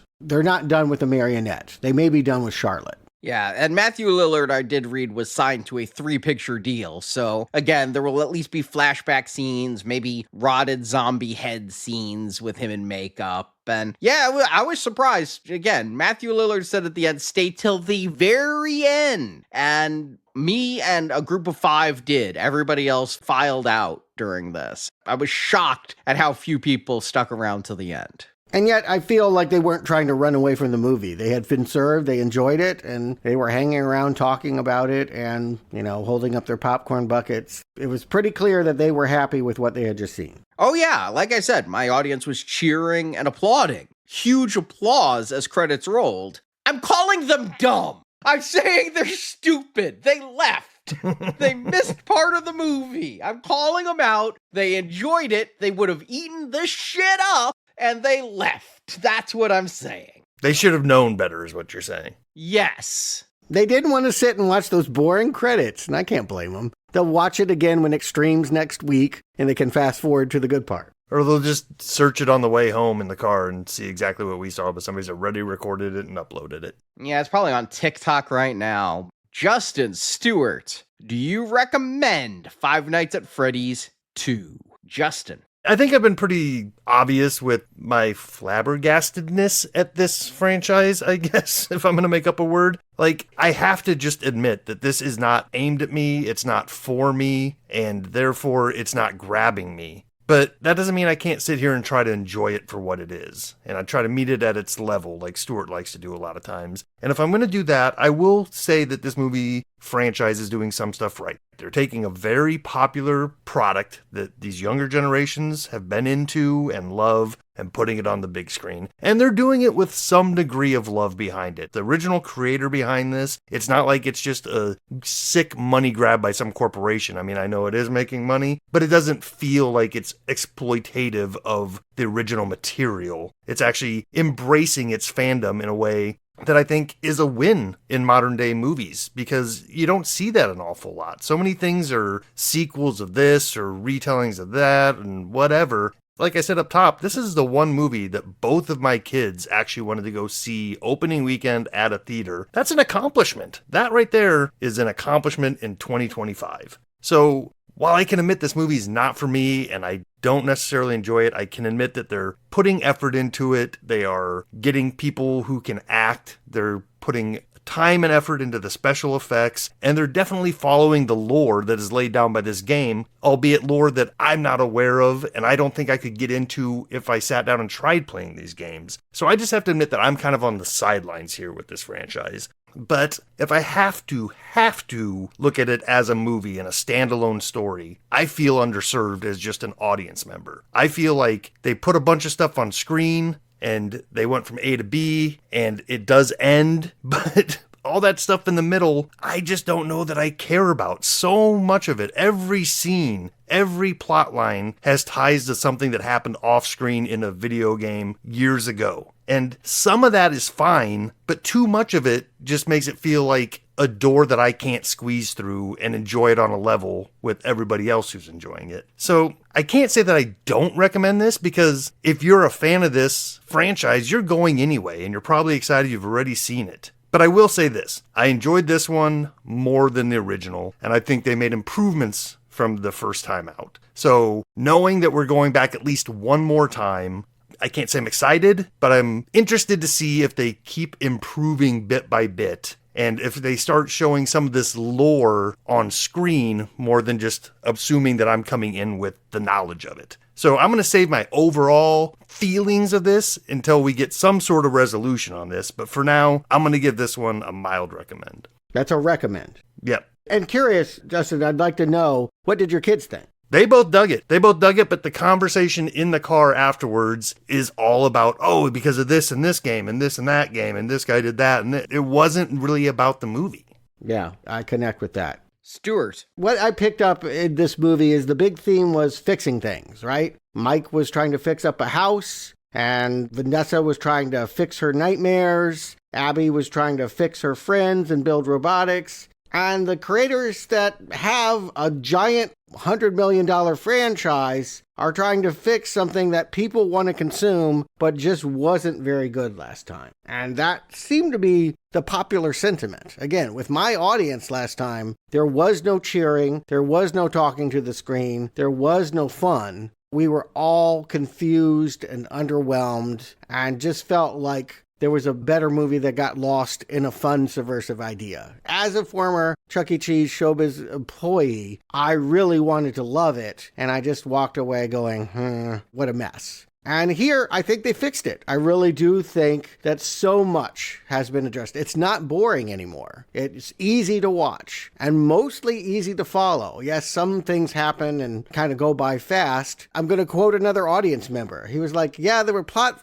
points that don't make sense, but overall it was bad. And he didn't mean that in the idea that it was a bad movie. He meant that in the Michael Jackson 80s vernacular of he liked it. He dug it. And I do think that if you just want to see the subversion of an 80s animatronic restaurant become a slasher movie, this one actually has some pretty impressive kills and a decent feel and is a good primer for the 13-year-old in you or the 13-year-old you know to go and appreciate this. The more knowledge you have of the game, I think the more you're going to see it as a text to decode. But even without that, I would say it's a fairly easy thing to consume. I'm struck kind of by a quote that was a random line given in the movie of, I don't hate you, but stay out of my way, I think is what Charlotte says to one of the characters. That's kind of what I'm feeling here. I'm like, it's not really great. Don't hear this as overpraise, but it's a relief. I think after eating that Popeye's chicken and rewatching that first movie, I thought I was going to have to suffer a really terrible experience. And for the video game retrospective, this one is an easy recommend.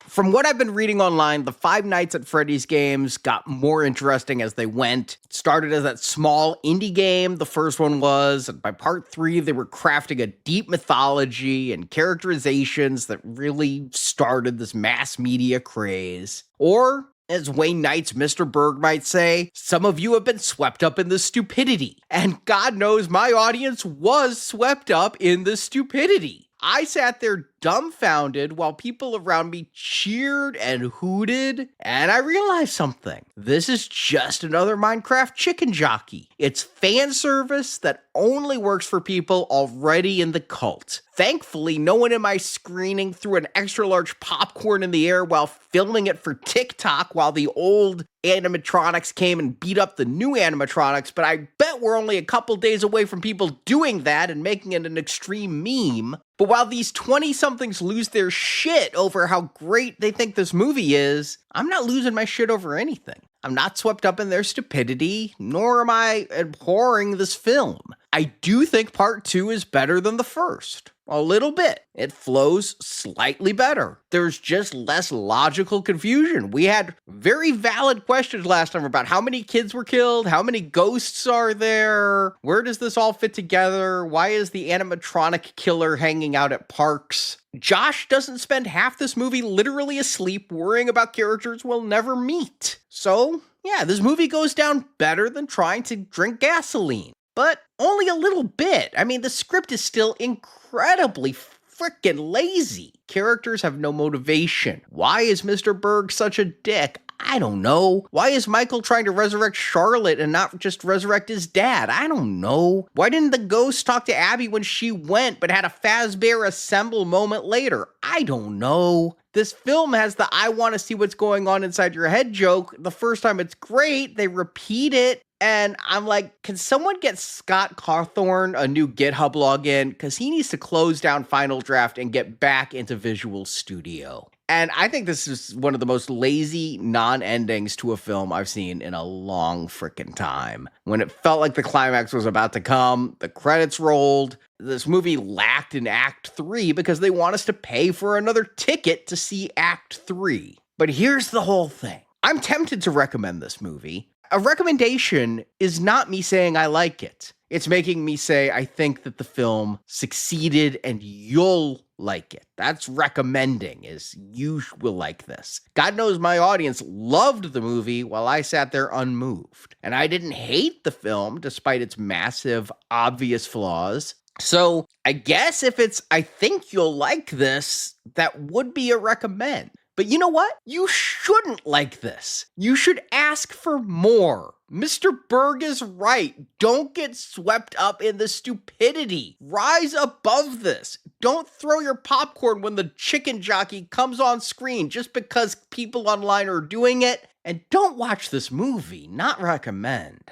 Okay, I hated. It's still my second least favorite movie of the year, that Minecraft shit. And this movie is way better than that. You're being cruel by making a comparative. I think the same impulse that causes people to cheer for Chicken Jockey causes people to cheer for that cabbie showing up again in this movie. I think it's all in-jokes for people who played this game 10, 15 years ago and now can masturbate to it happening on screen. I mean, if people want to have a good time with it, what you're saying is Five Nights at Freddy fans are already pre-sold. They're really going to like it. They are liking it. It doesn't matter what we say. As someone that is not one of those people, I would still say that if I were 13 years old, I would enjoy this. This would be the movie that I'd want to see. I don't think it would be if you didn't play the games, though. I think my biggest flaw for this, the reason I keep comparing it to Chicken Jockey, is it's fan service. I don't think being 13 is enough. You have to be in the cult. You have had to have played Minecraft and bought the toys and gotten the Happy Meals and really just come to love what Chicken Jockey represents so you can ejaculate popcorn when it shows up on the screen. That's who this movie is appealing to, is the people who've read the novels, because they're taking characters and plot points from the novels. Jeremiah's from the frickin' books. And it all comes from what I can only start to describe as the egomaniacal storytelling of Scott Cawthorn, a person who I am becoming to hate because he continues to think he's a screenwriter instead of a game developer. No, go make your games, Scott. Let a screenwriter who knows structure work on this film series. But he's overseen and masterminded and manipulated everything Five Nights at Freddy's, eventually gained so much control he gets screenwriting credits here. I'm done. I hear that, and yet you're not. There obviously will be a third movie. It's probably coming in 2 years. I guess there'll be some kind of spinoff, too, because when something's this big, it'll get a TV series or something else will come out of it. I mean, again, there's so much of the lore to explore that I think they'll find ways of bringing it to television and keep this movie universe expanding. That's my question, though, as I keep getting told there's all this lore, but I feel like they have not put it on screen yet. Like, what is this big backstory? What is the big thing that's driving all of this? And they have yet to even come close to answering a question like that in this series. No, they're making it up as they go along. There's no there in the center. There's nothing there. I get that. No, they're not making it up as they go along this time. They made it up as they went along with the games. Now they're harvesting the lore from the games and just keeping that going. Its appeal is obvious. If you were a kid and went to those places and people told you animatronics were fun and you were creeped out, this is the movie that confirms you had a right to be creeped out, that there is something kind of diabolical about that kind of family restaurant. And I don't have any connection to those games, but because of my connection to Chuck E. Cheese, Showbiz Pizza, I can really relate to what they're getting at. Just without getting any of the references, there's still something that's very tangible to me that they're doing. And I'm not opposed to another one. Although, again, do I need it? No. I keep wanting this thing to be like Thanksgiving, you know, bloodier, funnier, more satirical, and it's just always going to pander to the kiddies. And why shouldn't it? Look at the way they love it. But I'd rather watch this than like Minions. I disagree. I like Minions. I was gonna say, I don't know if I go that far, but I'd watch this before any of the Uva Bowl stuff that we've been in with this arcade. We will be getting to more video games. It's not over. In fact, in a month, we're returning to Silent Hill. There's a third one of those coming. Yeah, that'll be interesting. I'm not sure if that's tied to the other two installments or if this is a reboot or a new telling of it. Same director. I think they're tying something. That's a property that I've always liked the vibe of. So if they're doing something new with it, I'm not too afraid to go back into Silent Hill. Yeah, we'll be doing video games throughout next year. I know of a few other ones. Mortal Kombat and Street Fighter. Yes, that will be popping up. And some surprises, too. Some things we haven't done that we'll play catch-up on. In the meantime, gosh, a franchise that we have not touched in well over a decade, Silent Night, Deadly Night is coming back. And I don't know what the expected box office is. I don't think I've seen a trailer or anything, but they tell me that the movie's coming out this weekend and we'll cover it for next Tuesday. I saw a trailer online. It's not getting a huge release because, like that Toxic Avenger film, this is an unrated movie. And I'm going to have to travel a little bit to see it because none of the theaters near me are showing it. But hey, I have tickets to go. It's a Cinemark a little ways away to check this out on Thursday night. I have re-listened to all of our shows. You say well over a decade. It's 11 years. We did this in 2014. And so 11 years later, we come back to Silent Night, Deadly Night. And I just hope it's somewhat as fun as some of those we covered.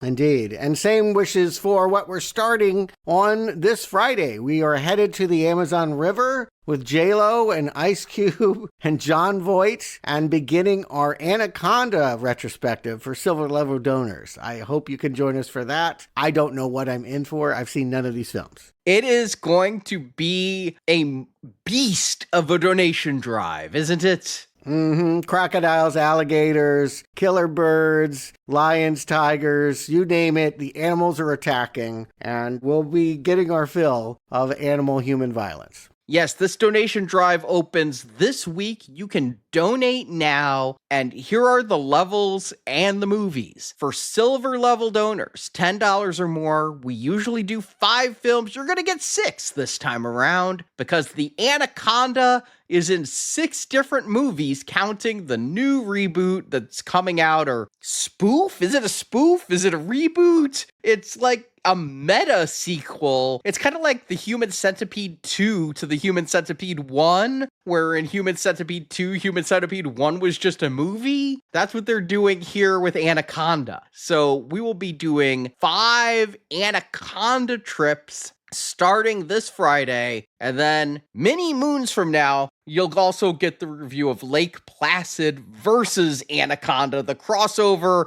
everybody wanted. You know what? It feeds right into our gold level, because for gold level, it's alligators and crocodiles. We have the original 1980 classic John Sayles movie Alligator, and its who knows straight-to-tape sequel, The Mutation, and then Lake Placid. Yeah, I guess that is, one theatrical movie with Bill Pullman and Bridget Fonda, and a whole lot of sci-fi leading up to Croc versus Snake, with Anaconda versus Lake Placid. Yeah, I love that original. I'll just say right now, I'll reveal my hand. Love Lake Placid. Have watched it dozens of times. Okay, I've seen none of these movies. I've never seen a single Lake Placid sequel, though. That should say something. Yeah, I mean, we're going to get what we get, and sometimes it's more fun when the movies are bad. I think you will be served if that's your opinion. But I have seen Platinum Level. If you could go all the way, you're getting a bona fide classic with Alfred Hitchcock's The Birds, 1963, Tippi Hedren. Yes, the beaks in her hair, attacking her in the phone booth, walking through the attic, all the classic scenes. We'll be covering that one. They made a sequel in the 90s, almost no one saw but me. And then the delight of the series for me, the movie I can't wait to return to, Tippi Hedren, inspired in part by her work with animals and the birds,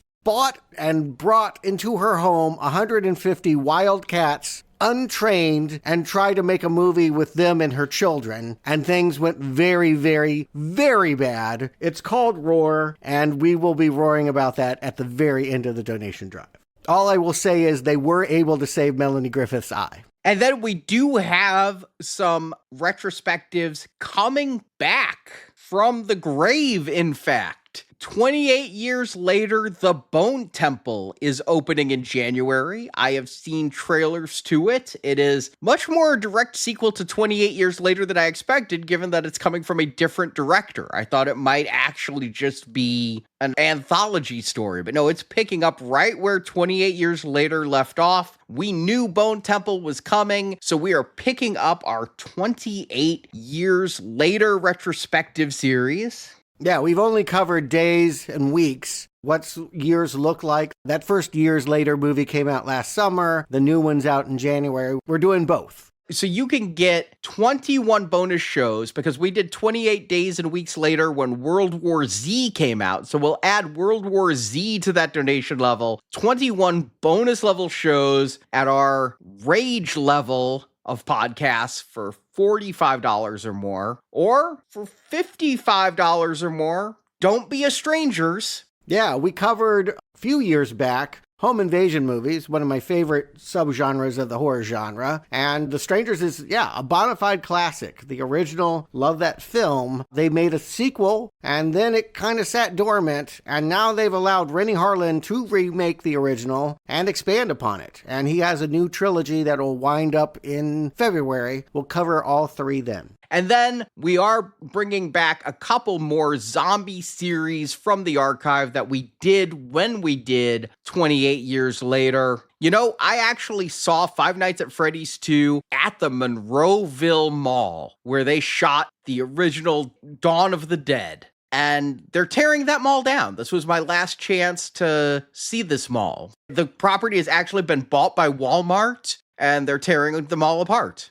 To make a Walmart. Sounds right. Yep. How very Five Nights at Freddy's of them. Progress.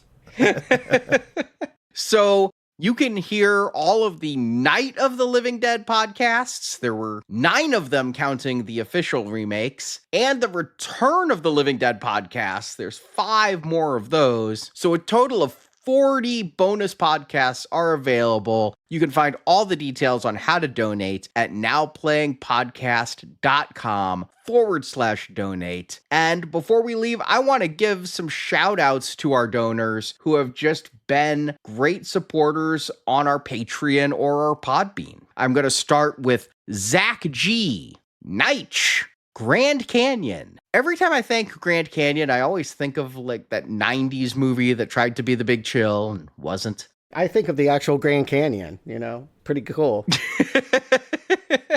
Maddie B, Fisher JA12, Scott T Ward 1971, Seamus Finlayson, Hey You, Kiefer 51, and Cox J. Hey, you can't forget about Rudix, Chris Cross, T Costa 2176, J Clark Fisher, S.G. Harsh, Dimitri from Belgium, Now Playing Fan, A. Nick Hosak, Alejandro Avila, Andrew Doran, and Andy Crake. Not to mention Azana Reed, Carl Grazzo, Chris Hargrave, Chris Harris, Dale Winters, Darker Who Studios, G. LaTorra Yates, Gerald Lavelle, Jay Thunder, Jack Murray, Jeff Wade. Jeffrey Gaudreau, Jeremy Conrad, Jeremy Mills, Jeremy Smith. Can you tell I alphabetized this by first name? Joe Black, Julian Lewis, Kent Lyons, Kyle Dillard, Laces Out Dan, Larry Glenn, Lee Addison, and Lee Drag. Thank you all so much for your support. I got a few more for you. Lori Wauchachowska, Lucas Dauscher, Lucy Rodriguez, Mark Moskiki, Mark W., Martin D. Hibbets, Michael Windsor, Mohabir Kimraj, Nath Williams, Neil McCauley, and Patrick Favor. And last but certainly not least, we have Rafael De Silva, Robert Redden, Scout, Sean O'Keefe, Simon Brennan, Steve Bell, The Fuzzy 0101, Timothy Graham, Tom Jancic, Tom Ward, Trevor Harrison, and Waji Bader. Thank you all so much for your support and allowing us to keep doing this show. We appreciate all you guys so much that I would go to Five Nights at Freddy's 3 for you. And boy, will we. But not Popeyes. You're dissing on Popeyes. It's better than KFC, damn it. Yeah, it is. Admittedly, there's a hierarchy. Where's churches falling in there? Ooh, I've never had it. It's been a minute. It's better than the Colonel. I'll go with that. The Colonel's at the bottom. And one last thing before we go. It is the end of the year, and we know this is the time that Spotify sends out all of those listening stats. If you happen to have had Now Playing as your top listened to podcast, we would love it if you would send us a screenshot of that at show@nowplayingpodcast.com. We're going to do something special for those of you who have us as your top podcast. So if you are one of those people, not to leave out anyone who doesn't use Spotify, but if you do have that on Spotify, send us an email with that graphic and maybe something good will happen. We'll see. So thank you again for your support and for listening to Now Playing and sticking with us in the arcade. And next week, yes, Silent Night, Deadly Night. Me. I'm getting ready. I have to warm up those pipes again for another carol for the ages. Oh, are we going caroling? Okay, all right. Get your figgy pudding ready, everybody. Oh, shit. Okay. So, oh, come all ye faithful back to Now Playing next week. And until then, game over.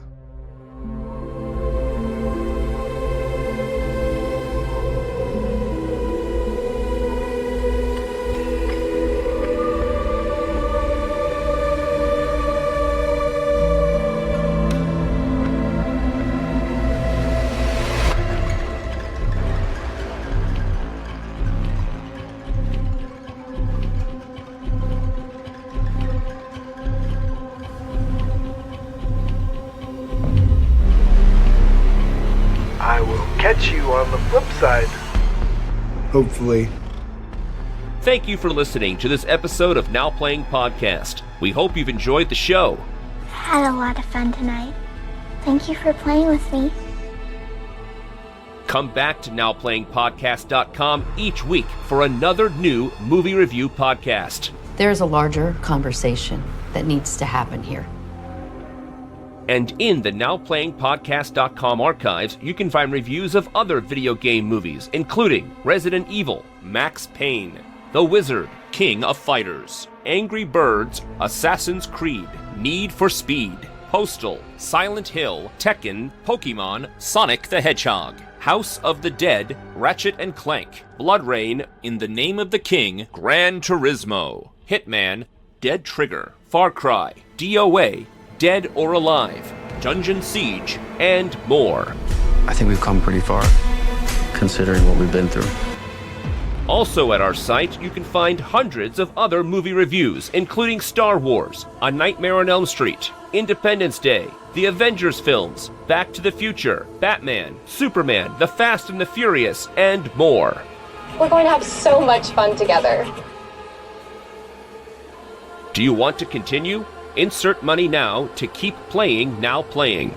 Hey, by the way, I do intend on paying you eventually. Now Playing Podcast is a show without any sponsors or ads. We rely on support from listeners like you to keep Now Playing operating. If we show you, what will you give us? Anything. I'll give you anything you want. You can also join the Now Playing Patron campaign. Patrons of $10 or more get a new exclusive movie review every month, plus even more perks, including one where you can pick a movie for our hosts to review. Find the details on our website. Come find us. Now Playing Podcast is produced by Arnie Carvalho. You also know that your eyes are bloodshot and your heart rate's through the roof. Associate produced by Jason Latham. Mister, I can't work nights. Now Playing is edited by Arnie. How's the pay? Not great. But the hours are worse. Now Playing credits read by Brock. Can any of you hear me? Venganza Media Incorporated is not affiliated with the motion pictures reviewed or otherwise referred to herein. All movie clips and music included in this podcast are the intellectual property of their respective copyright holders. They are included here for the purpose of review and no infringement is intended. You may have forgotten your loyalties, but I assure you, they have not. The opinions expressed on Now Playing are those of the individual hosts and may not reflect the opinion of Venganza Media Incorporated. I don't really see how that's any of your business. I'm telling you, you need to let it go. Now Playing Podcast is an exclusive trademark of Venganza Media Incorporated. Now Playing is a Venganza Media production, copyright 2025. All rights reserved, and no part of this show may be reproduced, repurposed, or redistributed without the express written permission of Venganza Media Incorporated. It's okay, Mike. They just want to play.